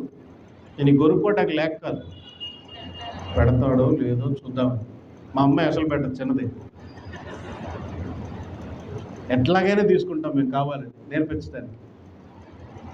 ఇశ్రాయేలు వారు దేవుడు అన్నీ తీసుకొచ్చి ఇచ్చాడు. ఈ 40 సంవత్సరాల ప్రయాణంలో పగలు అగ్నిస్తంభంగా, రాత్రి మేఘస్తంభంగా వారికి తోడుకున్న, వారిని నడిపించిన, దేవుడు ముందుండి వారికి ధ్వజముగా ఉన్న, 10 తెగుళ్లలో నుంచి వారిని తప్పించిన, ఫరో సైన్యం నుంచి విడిపించిన, ఎర్ర సముద్రమును పాయలు చేసి అక్కడ నడిపించిన, ఇంకేం చేయాలరా బాబు మీకు అని అల్లా దేవుడు. ఎక్కడ ఏం చేసినా కూడా వారి హృదయం ఎట్లాంటి హృదయం? కఠిన హృదయం, మెడవంచన హృదయం, మాట వినని హృదయం. సో ఈ సమయంలో నువ్వు చేసుకోవాల్సింది ఏమిటంటే జ్ఞాపకం చేసుకోవాలి. అందుకని మన పండుగలన్నీ కూడా జ్ఞాపకార్థ పండుగలే మనం చేసుకుంటాం. అది క్రిస్మసే కానీ, గుడ్ ఫ్రైడే కానీ, న్యూ ఇయరే కానీ, దేవుడి కార్యాన్ని జ్ఞాపకం చేసుకోవడానికి మనం పండుగలు చేసుకుంటూ ఉంటాం. అందుకని చాలామంది వితండవాదం చేస్తూ ఉంటారు. ఎందుకు పండుగ? చెప్పాడా దేవుడు ఆ రోజు చేయమని? ఆ రోజే పుట్టాడా? అరే పెచ్చోడా? దేవుడు నీకు ఇచ్చిన దానిలో నుంచి నువ్వు తిరిగి దేవునికి ఇవ్వటానికి, దేవుడు నీకు చేసినటువంటి మేలును జ్ఞాపకం చేసుకోవటానికి, దేవుడు నీకు చేసినటువంటి అద్భుతాన్ని జ్ఞాపకం చేసుకోవడానికి, దేవుడు నిన్ను మరణం నుంచి తప్పించినందుకు, దేవుడు నిత్య జీవము నీకు దయచేసినందుకు, దేవుడు నిత్య నరకాగ్నిలో నుంచి నిన్ను తప్పించినందుకు ప్రతిరోజు పండుగ చేసుకోవాలి. వాతావరణం మన జీవితంలో మనం చేసుకోవాల్సింది దేవుడు చేసినటువంటి మేలును జ్ఞాపకం చేసుకోవడం. 3వ వచనం చూడండి. ఆహారం వలనే గాక యెహోవా సెలవిచ్చిన ప్రతి మాట వలన నన్ను బ్రతుకుదురని నీకు తెలియజేయుటకు ఆయన నిన్ను అణచి నీకు ఆకలి కలుగజేసి నీవే గాని నీ పితరులే గాని ఎన్నడెరుగని మన్నాతో నిన్ను పోషించను. ఇజ్రాయేలీలు ఎంత అదృష్టవంతులు అంటే వారికి దేవుని పోషణ వచ్చింది, దేవుని ప్రొటెక్షన్ వచ్చింది, దేవుని నడిపింపు వచ్చింది, అన్నీ దేవుడే చేశాడు వాళ్ళకి. ఇన్ని చేసినా కూడా ఎక్కడొచ్చింది కష్టం వాళ్ళకి? ఎక్కడొచ్చింది అని అంటే దేవుని వెంబడించలేకపోయారు, దేవుని మీద ఆనుకోలేకపోయారు, సబ్మిసివ్ ఒబీడియన్స్ లేదు. ఏంటంట సబ్మిసివ్ ఒబీడియన్స్ అంటే, అయా చిత్తము, నీ చిత్తానికి నేను తల ఉంచుతున్నాను, నీ చిత్తానికి నేను శిరస్సు ఉంచుతున్నాను, నీ చిత్తమే నా జీవితంలో జరుగునుగాక అనేటువంటి మాట అనలేకపోవటమే సబ్మిసివ్ ఒబీడియన్స్. ఉందా మన జీవితంలో? నా ఇష్టం, నా బలం, నా శక్తి, నా ఆస్తి, నా ఆలోచన, నేను అనుకున్నదే చేస్తాను, నా మార్గంలోనే నేను నడుస్తాను. ఈ మధ్య ఒక డైరెక్టర్ గారు ఒక పుస్తకం రాశాడు. ఆయన పుస్తకం పేరు నేనింతే. రాసినోడి కంటే మనం ఎవరూ తక్కువ కాదు, మనం కూడా అంతే, మేమైతే. మన జీవితంలో దేవుని చిత్తానికి వంచేటువంటి మనస్తత్వం మనకి లేనప్పుడు ఎంత వంగని స్వభావం ఉందో అంతగా వంచి మళ్ళీ దేవుడు దాన్ని చూపిస్తూ ఉంటాడు. మాట వినని ఈ ఇశ్రాయేలుకు తిరిగి ఆయన అంటున్నాడు చూడండి, మీరు బ్రతుకుతారని మీకు తెలియజేయుటకు ఆయన నిన్ను అణచి నీకు ఆకలి కలుగు చేస్తూ ఉన్నాడు. ఏం కలుగు చేస్తూ ఉన్నాడు? ఆకలి కలుగు చేస్తూ ఉన్నాడు. అయ్యో, దేవుడు ఆకలిని తీర్చే దేవుడే, ఆకలి ఎట్లా కలుగు చేస్తున్నాడు? ఎందుకు ఆకలిని పుట్టిస్తున్నాడు? ఎందుకు ఆకలి పుట్టిస్తున్నాడంటే వాళ్ళు దేవుని మీద ఆనుకుని, అయ్యా మాకు ఆకలేస్తుంది, మా కడుపు నింపు అని ఎప్పుడైనా సరే తిరిగి నీవు దేవుని వైపు చూడటానికి ఆకలి వస్తూ ఉంటుంది. ఇబ్బందులు ఎందుకు వస్తాయి? అయ్యా ఈ ఇబ్బందుల నుంచి నన్ను బయటపడవే. ఇబ్బందులు లేకపోతే, కష్టాలు లేకపోతే, ఆర్థిక ఇబ్బందులు లేకపోతే దేవుడు ఎక్కడున్నాడు? లేదు, నా దగ్గర డబ్బులు ఉన్నాయి చాలు నా జీవితం చూసుకోవటానికి, నా కష్టాలు ఏం లేవు, నేను బాగున్నాను, దేవుడు లేడు అనేటువంటి మాటలు మనం అంటాం. ఇశ్రాయేలు కూడా అదే పని చేశారు. మోసే పైకెక్కి దేవుడితో మాట్లాడటానికి వెళ్ళినప్పుడు తిరిగి వచ్చే లోపల ఏం చేశారు? ఏం కర్మాళ్ళకి, ఏం తక్కువ చేశాడు? ఆయన బాహుబలం ఏమన్నా తక్కువైందా? ఆయన కార్యాలు ఏమన్నా తక్కువైనాయా? ఆయన ఆశ్చర్యక్రియలు ఏమన్నా తక్కువైనాయా? వాళ్ళు కాబట్టి అట్లా చేశారు. మేమైతే జీవం, మేము కింద కూర్చుని స్తుతి సింహాసనాసీనుడా అని పాట పాడుతూ ఉంటాం. మనం అంతకంటే గొప్పవాడు. మన కనీసం ఆ దైర్దాపుల్లో కూడా ఉన్నాం. మన విశ్వాసం ఎక్కడ అయిపోయిందో చెప్పనా ఈరోజు పండుగ ఎవరిని బాధ పెట్టాలని అనుకోలేదు, కానీ ఈరోజు చెప్తాను నేను. మన విశ్వాసం పైన గొట్టాల దగ్గర అయిపోయింది. ఎక్కడ అయిపోయింది? పైన గొట్టాల దగ్గర అయిపోయింది మన విశ్వాసం. గొట్టాల్లో పాటను పడితే గుడికి వస్తాం. నిన్న ఎన్నిసార్లు పెట్టాను నేను మెసేజ్, ఎన్నింటికి ఆరాధన అని చెప్పాను, చెప్తానే ఉన్నా. 2-3 సార్లు మెసేజ్లు పెడతానే ఉన్నాను. నేను ఇంకా చేయింది ఏంటంటే, నాలో లోపం. నేను ఈరోజు దేవుడిని క్షమాపణ అడిగాను. అయా సంవత్సరం అయింది నా సంఘానికి నేనేం నేర్పించుకోలేకపోయాను, సంవత్సరం అయింది నా సంఘానికి నేను డిసిప్లిన్ నేర్పించుకోలేకపోయాను. నాది తప్పు, ఇది మిస్టేక్ నాది. నేను ఇంకా చేయగలిగింది ఏంటంటే, అందరి ఇళ్ళకి వెళ్ళమ్మా 10 గుడికి రండి, దయచేసి 10 గుడికి రండి రేపొద్దున అని నేను అడగటం మొదలు పెట్టాలి వచ్చే వారం నుంచి. సో మన విశ్వాసం అక్కడే అయిపోతాం. మనకి నేర్పించడానికి దేవుడు డిసిప్లిన్ ఇస్తున్నాడు. రెండవది ఇక్కడ జ్ఞాపకం చేసుకోవాల్సింది ఏమిటి అంటే, మనుష్యుడు ఆహారం వలనే కాక యెహోవా సెలవిచ్చిన ప్రతి మాట వలన నరులు బ్రతుకుదురని నీకు తెలియజేయుటకు ఆయన నిన్ను అణచి నీకు ఆకలి కలుగజేశాడు. అంత మాత్రమే కాదు, ఆకలి కలుగజేసినప్పుడు ఆయన ఏమిచ్చాడు? నీ పితరులు కానీ ఎన్నడూ ఎరుగని, నీవే కానీ నీ పితరులే కానీ ఎన్నడూ ఎరుగని మన్నాతో నిన్ను పోషించాను. దేంతో పోషించాడమ్మా? మన్నాతో పోషించాడు. మన్నా అనే మాటకు అర్థం ఏంటి? ఇదేమి ఏంటో తెలియని దాంతో పోషించాడు అని వాళ్ళు అనుకుంటున్నారు. కానీ పత్రికల్లో దీని గురించి రాస్తూ అంటాడు, దేవదూతల ఆహారం. ఎలాంటి ఆహారం అంటే దేవదూతల ఆహారం. మన్నాతో వారిని పోషించాడు. మన్నాతో పోషించేటువంటి దేవుడు మనకున్నాడు. అంతకంటే గొప్ప మాట మీకు చెప్పనా ఈరోజు? అంతకంటే గొప్ప విషయం మీరు జ్ఞాపకం చేసుకోండి. ఈరోజు జీవాహారమైన యేసుక్రీస్తు ప్రభుల వారిని మన కొరకు అనుగ్రహించాడు. ఆయన శిలువ మీద జీవాహారమైన నిత్య జీవం అనుగ్రహించేటువంటి యేసును మన కొరకు అనుగ్రహించాడు. అందుకనే మనము ప్రభు బల్ల దగ్గర ఇది జీవాహారమైన ప్రభు యేసు శరీరం, నిజమైన ద్రాక్షావల్లి ప్రభు యేసు రక్తం అని మనం తీసుకున్నప్పుడు ఈ జీవాహారము మనల్ని మరి ఆకలి కొనజేయదు. ఆకలి కొనజేయదు అంటే మరి ఏంటయ్య గారు రొట్టె తీసుకున్న కాసేపటికి బిర్యానీ తినాలనిపిస్తుంది, అది కాదు. ఆత్మీయ ఆహారంతో నింపేటువంటి దేవుడు ఆయన. ఎటువంటి ఆహారం అది? ఆత్మీయమైన ఆహారం.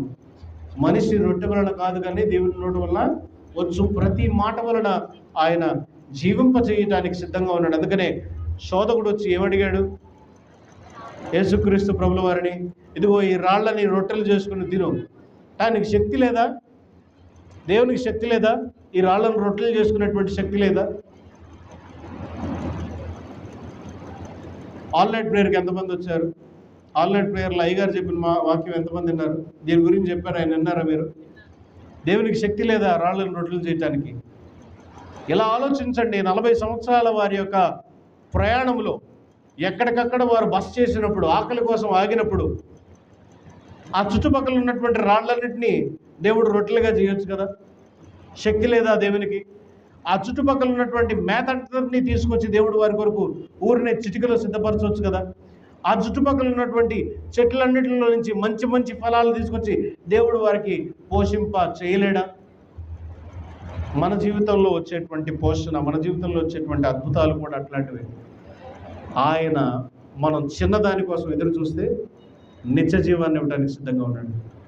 మనం మరణానికి సిద్ధపడతా ఉంటే నిత్య జీవంను తీసుకెళ్ళటానికి తండ్రి అయిన దేవుడు, కుమారుడైన దేవుడిని జీవాహారముగా మన కొరకు ఆయన ఇచ్చుచూ ఉన్నాడు. చూడండి, నిర్గమాకాండము 16వ అధ్యాయము 15వ వచనము. వాళ్ళు మన్నా గురించి ఏమన్నారు? ఇశ్రాయేలులు దాన్ని చూసినప్పుడు అది ఏమైనది తెలియక ఇది ఏమి అని ఒకరికొకరు చెప్పుకుంటారు. ఇది ఏమి? దేవదూతల ఆహారంతో దేవుడు వారిని పోషించాడు. మనం ఏదైనా తక్కువ? ఈరోజు నిజమైన ఆహారము, జీవాహారము తండ్రి అయిన దేవుడే తన కుమారుని సిలువ మీద మన కొరకు అర్పించి ప్రథమ ఫలముగా ఇచ్చినటువంటి అర్పణలో నుంచి మనం ఈరోజు భుజించుచున్నాము.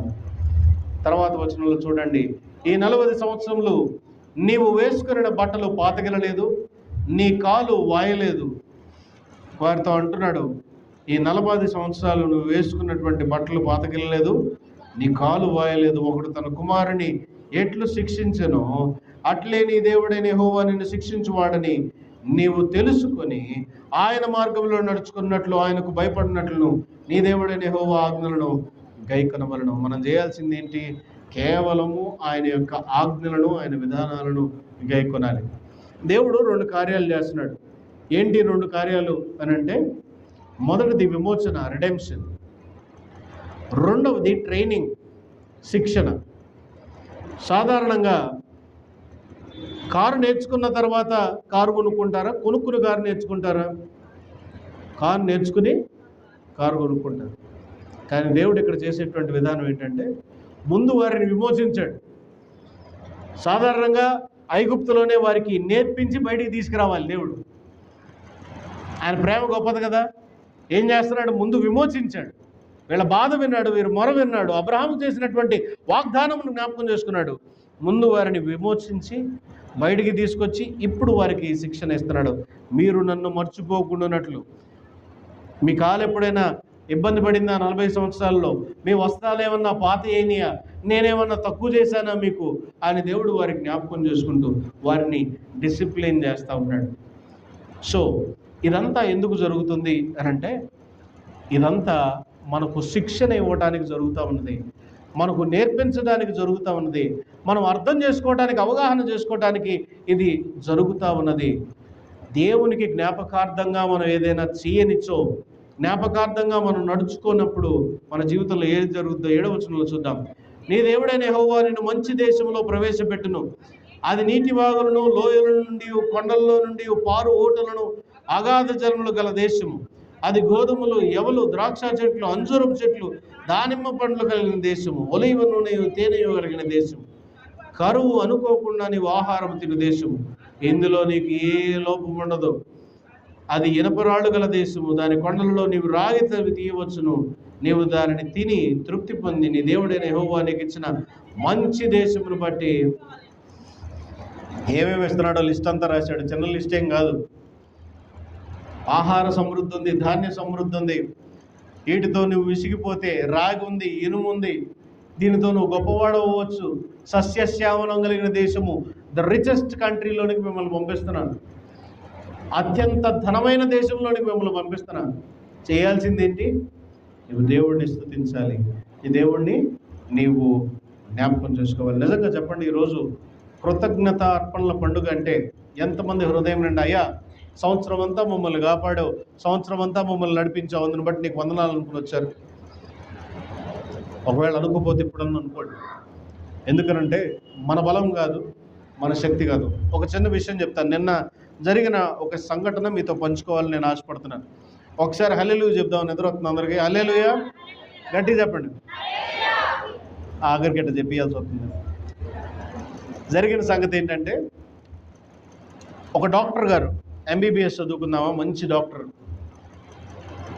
చాలా సంవత్సరాల తర్వాత పెళ్ళయింది. పెళ్ళైన తర్వాత చాలా కాలం క్రైస్తవులు వాళ్ళు కూడా చాలా కాలం ప్రార్థన చేసుకున్నారు బిడ్డ కోసం. చిన్నపిల్ల అంటే 30 సంవత్సరాలు పిల్లల కోసం ప్రార్థన చేసుకున్న తర్వాత దేవుడు ఆమెను కనికరించి ఆమె గర్భాన్ని తెరిచాడు. గర్భాన్ని తెరిచిన తర్వాత సడన్గా డెలివరీ డేట్ వచ్చింది.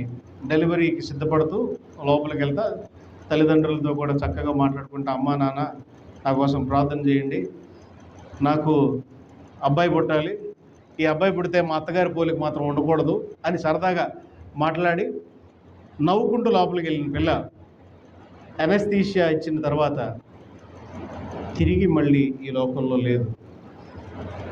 నిన్నే ఆ పిల్ల బరియలైంది గుడివాడలో. ఏ రోజు ఎవరిదో తెలియదు. అంత చదువుకుంది, డబ్బులు ఉన్నాయి, ఆస్తి ఉంది, అంతస్తుంది. ఒక చిన్న ఇంజెక్షన్. నిన్నటి దిన మన మార్నింగ్ లేచి నేను పేపర్లో చదువుతా ఉన్న పక్కన మెడికల్ కాలేజ్లో ఒక డాక్టర్ గారు చనిపోయింది. తెలుసా మీకు ఎవరికైనా? నిన్నే కడుపు నొప్పి వచ్చిందంట. కడుపు నొప్పి వచ్చిందని జూనియర్తో ఇంజెక్షన్ చేయించుకున్నాడు.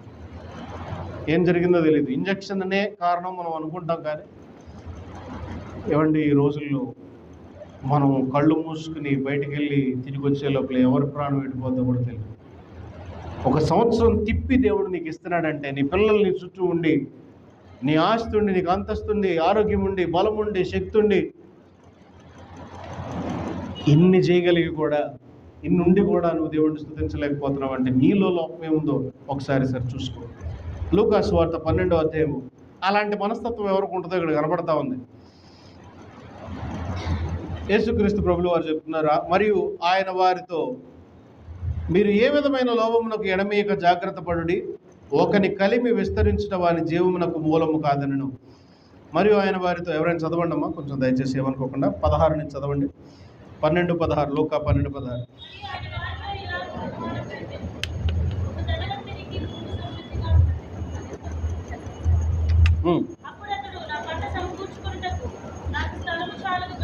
ఇదిగో ఒక ధనవంతుడు ఉన్నాడంట. ఆ ధనవంతుడికి చాలా భూమి ఉందంట. పంట సమకూర్చుకోవడానికి నా స్థలము చాలట్లేదు కనుక ఏం చేస్తానా అని ఆలోచించుకుని కొత్త కొట్లు విప్పి వాటికంటే గొప్పవి కట్టించి అందులో నా ధాన్యం అంతటిని, నా ఆస్తిని సమకూర్చుకుని, నా ప్రాణముతో ప్రాణమా, అనేక సంవత్సరములకు విస్తారమైన ఆస్తి నీకు సమకూర్చబడి ఉన్నది, సుఖించుము, తినుము, త్రాగుము, సంతోషించుమని చెప్పుకుందును అనుకొనెను. చూడండి, ఓ ధనవంతుడు ఉన్నాడంట. ఆ ధనవంతుడి దగ్గర చాలా ఆస్తి ఉందంట, చాలా భూమి ఉందంట. ఆ భూమి మీద ఉన్నటువంటి పంట సమకూర్చుకుని లెక్క చేయడానికి ఆయనకి స్థలము చాలట్లేదని చెప్పి పాత ధాన్యము దాచుకునేటువంటి ధాన్యాగారం అంతటిని తీసివేసి కొత్త కొట్లు తయారు చేసుకున్నాడు. కొట్లు అంటే మన షాపులు కాదండి. ఈ ధాన్యము నిలువుగా రాశిగా పోసుకుని కూర్చుకునేటువంటి ధాన్యాగారం. ఈ ధాన్యాగారం కొత్తదిగా కట్టించుకుంటానని అనుకున్నాడు.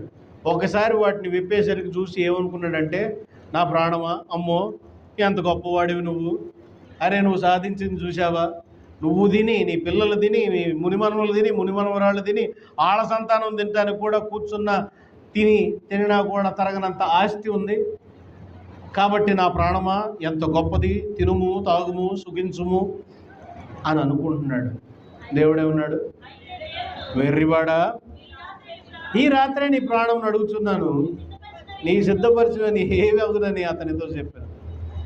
ప్రియ సంగమా, మనము లేచిన దగ్గర నుంచి మనకు దేవుడు ఇచ్చినవి లెక్కేసుకోవటం మొదలు పెడతాం. మనం, నాకు ఒక కారు ఉంది, ఒక బండి ఉంది, నా బీరువాలోనేమో 2-3 నగలు ఉన్నాయి, మా అమ్మాయికి ఇవ్వటానికి ఓ 10 పట్టు చీరలు ఉన్నాయి, మా అబ్బాయికి ఏమో బ్రాస్లెట్ ఉంది, లెక్కేసుకుంటాం ఖచ్చితంగా. ఉంగరాల సరే, ఏది ఏమైనప్పటికీ చివరికి లెక్కంతా వేసుకున్న తర్వాత ఒకలాంటి గర్వం వస్తుంది. నేను కాబట్టి సంపాదించాను. బంగారం ఈరోజు రాకెట్ రేట్ లాగా ఎగిరిపోతూ ఉంది. ఈ రోజుల్లో కొనగలడు ఎవడైనా? ఈరోజు చూడ పక్కింటి ఆంటీకి ఉందేమో బంగారం, నా చేతికి ఉంది. నాకున్న వాచ్ ఎవరికైనా ఉందా? నేను వేసుకునే చెప్పులు ఎవడైనా వేసుకుంటున్నాడా? ఇవన్నీ తెలుస్తున్నాయి, కానీ నా వల్లనే, నేనే సంపాదించా, నా బలమే, మా నాన్న తెచ్చిపెట్టిన ఆస్తి, మా అమ్మ తెచ్చిపెట్టిన ఆస్తి. వెర్రివాడా, ఈ రాత్రికే నీ ప్రాణమును అడుగుచున్నాను. ఇవన్నీ ఏమైపోతాయి? నాకు తెలిసిన ఒక కుటుంబం ఉంది, జరుగుతుంది చెప్తున్నాను నేను మీకు, దయచేసి జాగ్రత్త పడండి. చాలా గర్వము, అహంకారం. ఎంత గర్వము, ఎంత అహంకారము అని అంటే చెప్పడానికి వీల్లేదు. ఎంత ఆస్తి ఉందంటే లెక్క పెట్టడానికి వీల్లేదు. దాదాపు 100 కోట్ల ఆస్తిపరుడు. ఈ 100 కోట్ల ఆస్తిపరుడు ఇష్టం వచ్చినట్టు బ్రతికేవాడు, లెక్కాపత్రం లేదు. లెక్క అంటే ఇంకొక మాట మళ్ళీ చెప్తానండి, ఈ లెక్కాపత్రం లేని జీవితంలో నచ్చినట్లు నా ప్రాణమా తినుము తాగుము సుఖించుము అన్నట్లే రోజు బిర్యానీ తినటం, రోజు దాగటం, నచ్చినట్లు జీవించడం. ఆయన చూసి కొడుకేమవుతాడు చెప్పండి? కొడుకేమవుతాడు? అదే అయ్యాడు. వాడు దాదాపు 20 సంవత్సరాల వయసులోనే తండ్రిని మించిన తనయుడైపోయాడు. ఏం తింటున్నాడో, ఏం తాగుతున్నాడో, ఏం చేస్తున్నాడో కూడా వాడికి తెలియదు. అనుకోకుండా వాడి పేరు మీద కొంత ఆస్తి, అంటే 100 కోట్ల దాకా ఏదో వాడు ఏదో ఇబ్బంది పెడుతున్నాడు ఇంట్లో అని చెప్పి వాడి పేరు మీద రాశాడు. రాసిన 2 రోజులు చచ్చిపోయాడు, సూసైడ్ చేసుకుని. సరే, ఇంకా ఆస్తి ఉంది, అనుభవిద్దాం, కూతురుంది, కూతురికి ఇద్దాం అనుకున్న సంవత్సరం లోపల భార్య చనిపోయింది. ఎవరికి ఇస్తారు ఆస్తి? వారసుడు నా కొడుకు, నేను తర్వాత ఎవరు సంపాదించాలి, అనుభవించాలి? ఈరోజే నీ ప్రాణం అడిగినప్పుడు ఎవరికి ఇస్తున్నావు ఇదంతా? ఎవరికి చెందుద్ది ఇదంతా? దేవునికి కృతజ్ఞత కలిగి ఉండలేకపోతే, ఇదిగో దేవుడు అక్కడ మాట చెప్తున్నాడు, యేసుక్రీస్తు ప్రభుల వారు 21వ వచనం చూడండి. దేవుని ఎడల ధనవంతుడు కాక తన కొరకే సమకూర్చుకున్నవాడు అలాగుననే ఉండనని చెప్పాను. ఎవరి కొరకు ధనవంతులు అవ్వాలంట? దేవుని కొరకు ధనవంతులు అవ్వాలి. అంతటా ఆయన తన శిష్యులతో ఇట్లనను, ఈ హేతువు చేత మీరు ఏమి తిందుమో అని మీ ప్రాణము గూర్చి అయినను, ఏమి ధరించుకుందుమో అని మీ దేహము గూర్చి అయినను చింతింపకుండా, ఆహారము కంటే ప్రాణమును, వస్త్రము కంటే దేహము గొప్పవు కదా. ఆ తర్వాత ఆయన చెప్తున్నాడు, కాకులను చూడండి, అవి వెత్తవు కోయవు, వాటికి గరిసె లేదు, కొట్టు లేదు, ఆయనను దేవుడు వాటిని పోషిస్తున్నాడు. వీటన్నిటికంటే మీరు శ్రేష్ఠులు కారా? తన ఎత్తును మూరెడెక్కువ చేసుకొనగలడు. ఎవరు ఆలోచించి తన ఎత్తును మూరెడెక్కువ చేసుకుంటారు? ప్రజలు గారి వాళ్ళ యావత్తును అని చదివారు. ఆయన ఇంకా మొత్తం కాన్సన్ట్రేషన్ అంతా కోత పండుగ మీద ఉంది. ఎవరు తన ఎత్తును మూరెడెక్కువ చేసుకోగలరు? ఎవరు తన ఎత్తును మూరెడెక్కువ చేసుకోగలరు? నీ తల వెంట్రుకలతో ఒకటి తెల్లగానే నేను, నల్లగానే నేను చేసుకోలేవు. మరి ఎందుకురా నీకు ఇంత తాపత్రయం? దేని కొరకు నీ జీవితం, దేని కొరకు నీ ఆస్తి, దేని కొరకు నీ అంతస్తు, దేని కొరకు నీ తాపత్రయము? నేడు పొలంలో ఉండి రేపు పొయ్యిలో పారవేయబడు అడవి గడ్డిని దేవుడు ఇలాగ అలంకరించిన ఎడల అల్ప విశ్వాసులారా, మీరు మరి ఎంతో నిశ్చయముగా దేవుడు మీకు వస్త్రములు ఇచ్చును. ఏమి తిందుమో ఏమి త్రాగుదుమో అని విచారించకుడి, అనుమానము కలిగి ఉండకుడి. ఈ లోకపు జనులు వీటన్నిటిని వెతుకుదురు, ఇవి మీకు కావలసి ఉన్నవని మీ తండ్రికి తెలియను. మీరైతే ఆయన రాజ్యమును వెతకడి, దానితో కూడా అవి మీకు అనుగ్రహించబడదు. మనం చేయాల్సిన పని ఏమిటి? ఏమి తిందుమా, ఏమి తాగుదామా, ఏమి సంపాదించుకుందామా, నా పిల్ల పెళ్ళికి ఏం పెడతానా, నా కొడుకు పెళ్ళికి ఏం కట్నం తెచ్చుకుంటానా, ఇవి కాదు నువ్వు చేయాల్సింది. మీరైతే మొదట దేవుని రాజ్యమును, దేవుని నీతిని వెతకండి. అవి వెతికినప్పుడు ఆ ప్యాకేజీలో ఆయన ఏమిస్తున్నాడు? ఇవి కూడా, ఈ సంపదలు కూడా తిరిగి మీకు దొరుకుతాయి. ఒక్క మాట చెప్పి నేను ముగిస్తాను, ఎందుకంటే ఎక్కువ కూడా నేను మాట్లాడదలుచుకోలేదు. ఒకే ఒక్క మాట. దేవుడు మనకి ఇచ్చినటువంటి ఆస్తి అంతటిలో ప్రథమ ఫలాలను తీసుకుని దేవుడి సన్నిధికి వచ్చి కోతకాల పండుగ మనం జరిగించుకుంటూ వస్తున్నాం. మరి నీ సమయం సంగతి ఏంటి మిత్రమా? నీ సమయం సంగతి ఏంటి? స్నేహితులారా, సంఘస్థులారా, ప్రియ అమ్మ, ప్రియ చెల్లి, తమ్ముడు, దేవుడు అడుగుతున్నాడు ఈరోజు. ఏమడుగుతున్నాడు? రోజు నీ జీవితంలో 24 గంటలు ఇస్తున్నావు. ఈ 24 గంటల్లో నువ్వు దేవుడికి తిరిగి ఏమి ఇస్తున్నావు? ఈరోజు క్రైస్తవ ప్రపంచం అలవాటు చేసుకుని, అవగాహన చేసుకుని దేవుని సన్నిధిలో ఇవ్వాల్సిన దశంభాగములు కాదు, స్వేచ్ఛార్పణలు. పోయిన వారం మనం చదువుకున్నాం, వారు అన్నిటినీ అమ్మి అపోస్తల పాదముల దగ్గర పెట్టింది. మిమ్మల్ని పెట్టమని అడగట్లా. పాట ఘనంగా పాడతాం. నా వెండి కనకంబు నా తండ్రి గైకొనుమి, యావంత అయినాను అంటే ఒక పాదిరి గారు ఇలాగే ప్రసంగం చెప్తా అన్నాడంట. ఒక పాట ఏదో ఉంది, ఆ పాట నాకు తెలియదు. పదే పదే దేవుడి మీద ఆశ. ఎలాంటి ఆశ? పదే పదే. కానుక పదే. కానుక ఎంత ఉంది? పదే. ఇన్ని మాటలు చెప్పినాడు, ఏం చేశాడు? పదే. ఆ 10 దగ్గరే ఆగిపోతుంది. అంటే 10 వేసేవాళ్ళు లెక్కించుకోవచ్చు. అయితే క్షమించండి, ఇంకొక మాట చెప్తాను నేను. యేసుక్రీస్తు ప్రభుల వారు ఒక పేద విధవరాలను చూస్తూ ఉన్నాడు. ఆమె వేసింది, దాని కథ మీకు తెలుసా?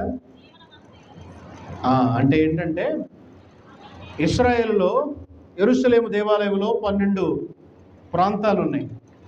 ఈ 12 ప్రాంతాలలో విధవరాళ్ళు, తల్లిదండ్రులు లేని వారు ఉండేటువంటి ఒక గుమ్మం ఉంది.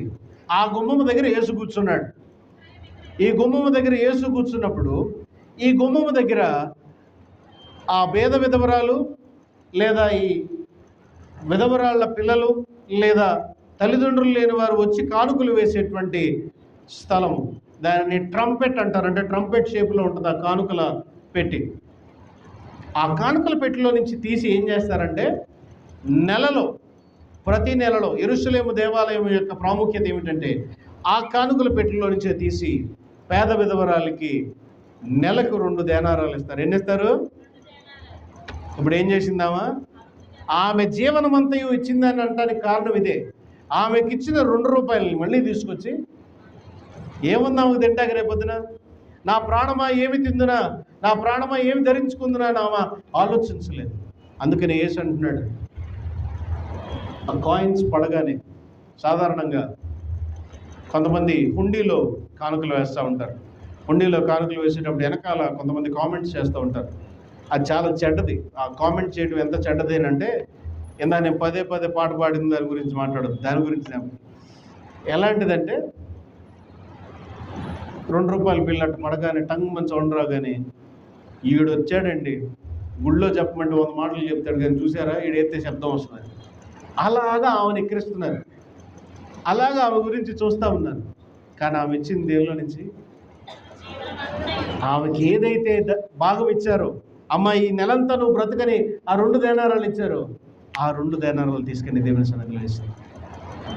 ఈరోజు మీరు దేవుని సన్నిధిలో ఎంత వేస్తారో ఏంటి అనే దానికంటే ప్రాముఖ్యమైనది ఏమిటి అనంటే, ఆయన ఒక అర్పణను స్వీకరించి ఒక అర్పణను తృణీకరించాడు. ఎందుకు తృణీకరించాడో నీకు నాకు తెలుసు. కయ్యూను హేబేలు కథలో ఎలాంటి అర్పణ కావాలి? హృదయపూర్వకమైన అర్పణ ఆయన అంగీకరిస్తాడు. అటువంటి అర్పణ దయచేయటానికి దేవుడు మనల్ని ప్రోత్సహించునుగాక. ప్రార్థన చేసుకుందాం. దగ్గర దేవా, కృపల తండ్రి, ఈ దినము నీ వాక్యం ద్వారా మాతో మాట్లాడినందుకు వందనాలు.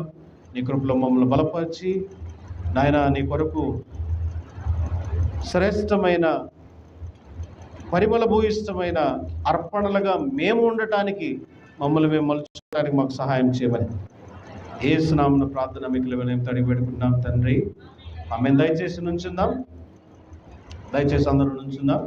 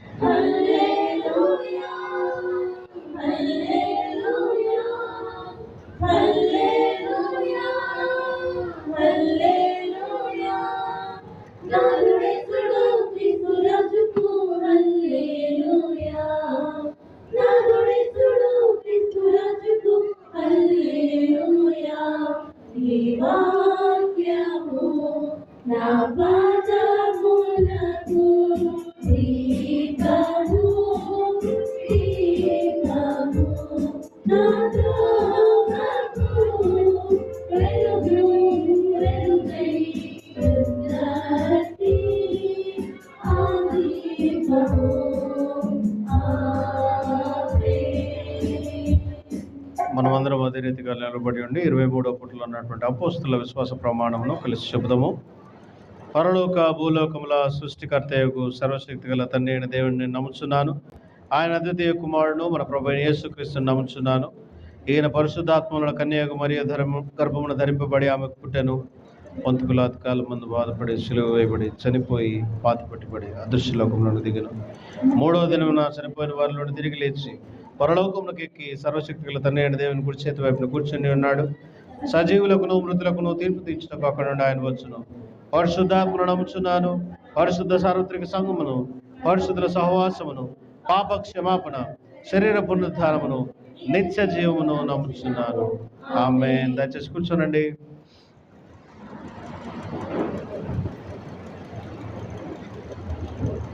మరొకసారి మన ప్రభువును రక్షకుడైన యేసుక్రీస్తు నామమున చేరవచ్చిన మీ అందరికీ వందనాలు.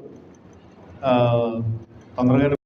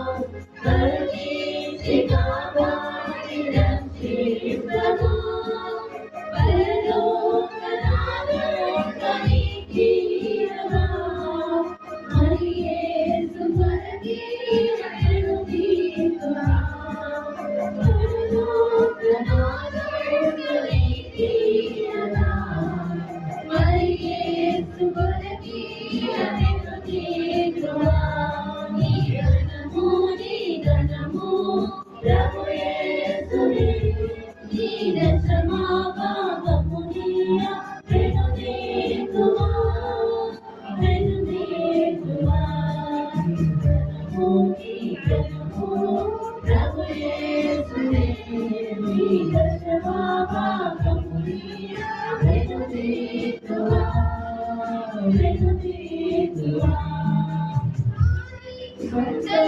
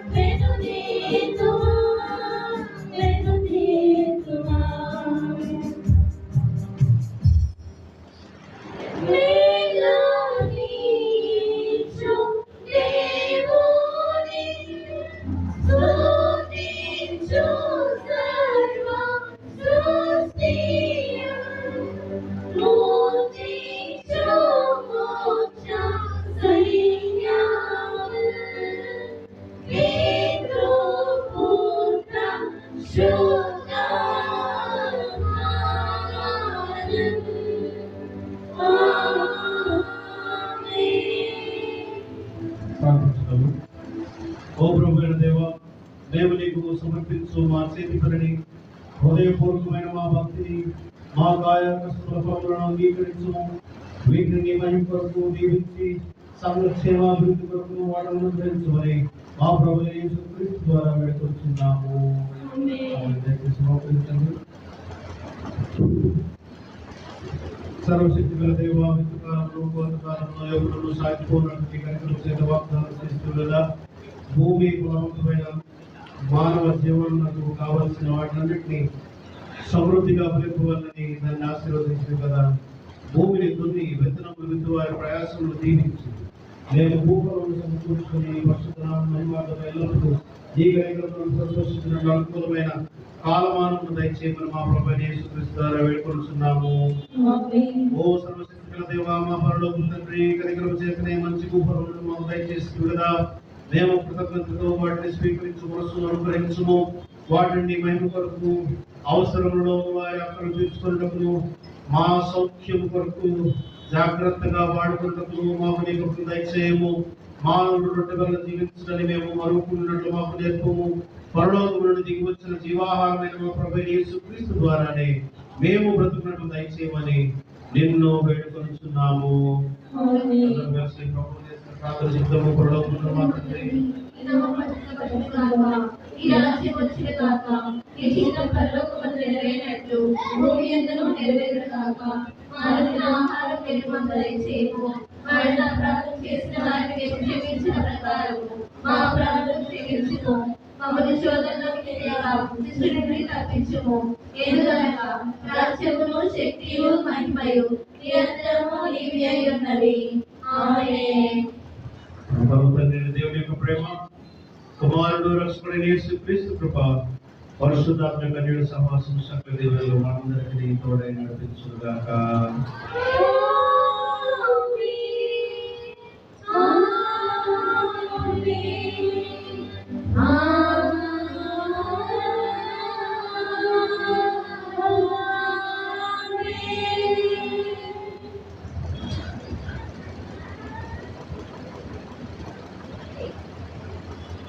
సత్తెనపల్లి వినయ్ గారు, వారి యొక్క ఫ్యామిలీ, జోజీ గారు, వారి యొక్క ఫాదర్ జోజీ గారి జ్ఞాపకార్థమై 10,000 రూపాయలు కన్స్ట్రక్షన్ నిమిత్తం మనకి ఇస్తున్నారు. వారిని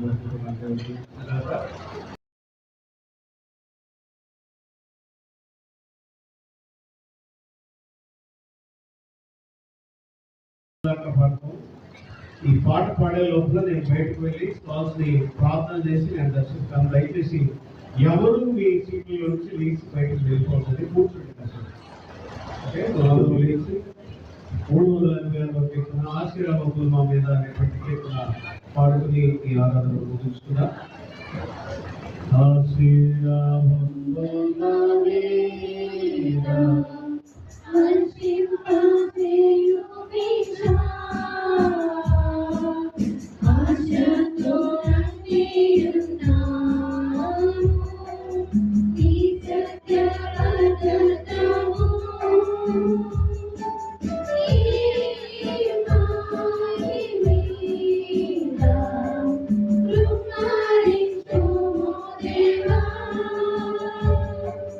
Yeah.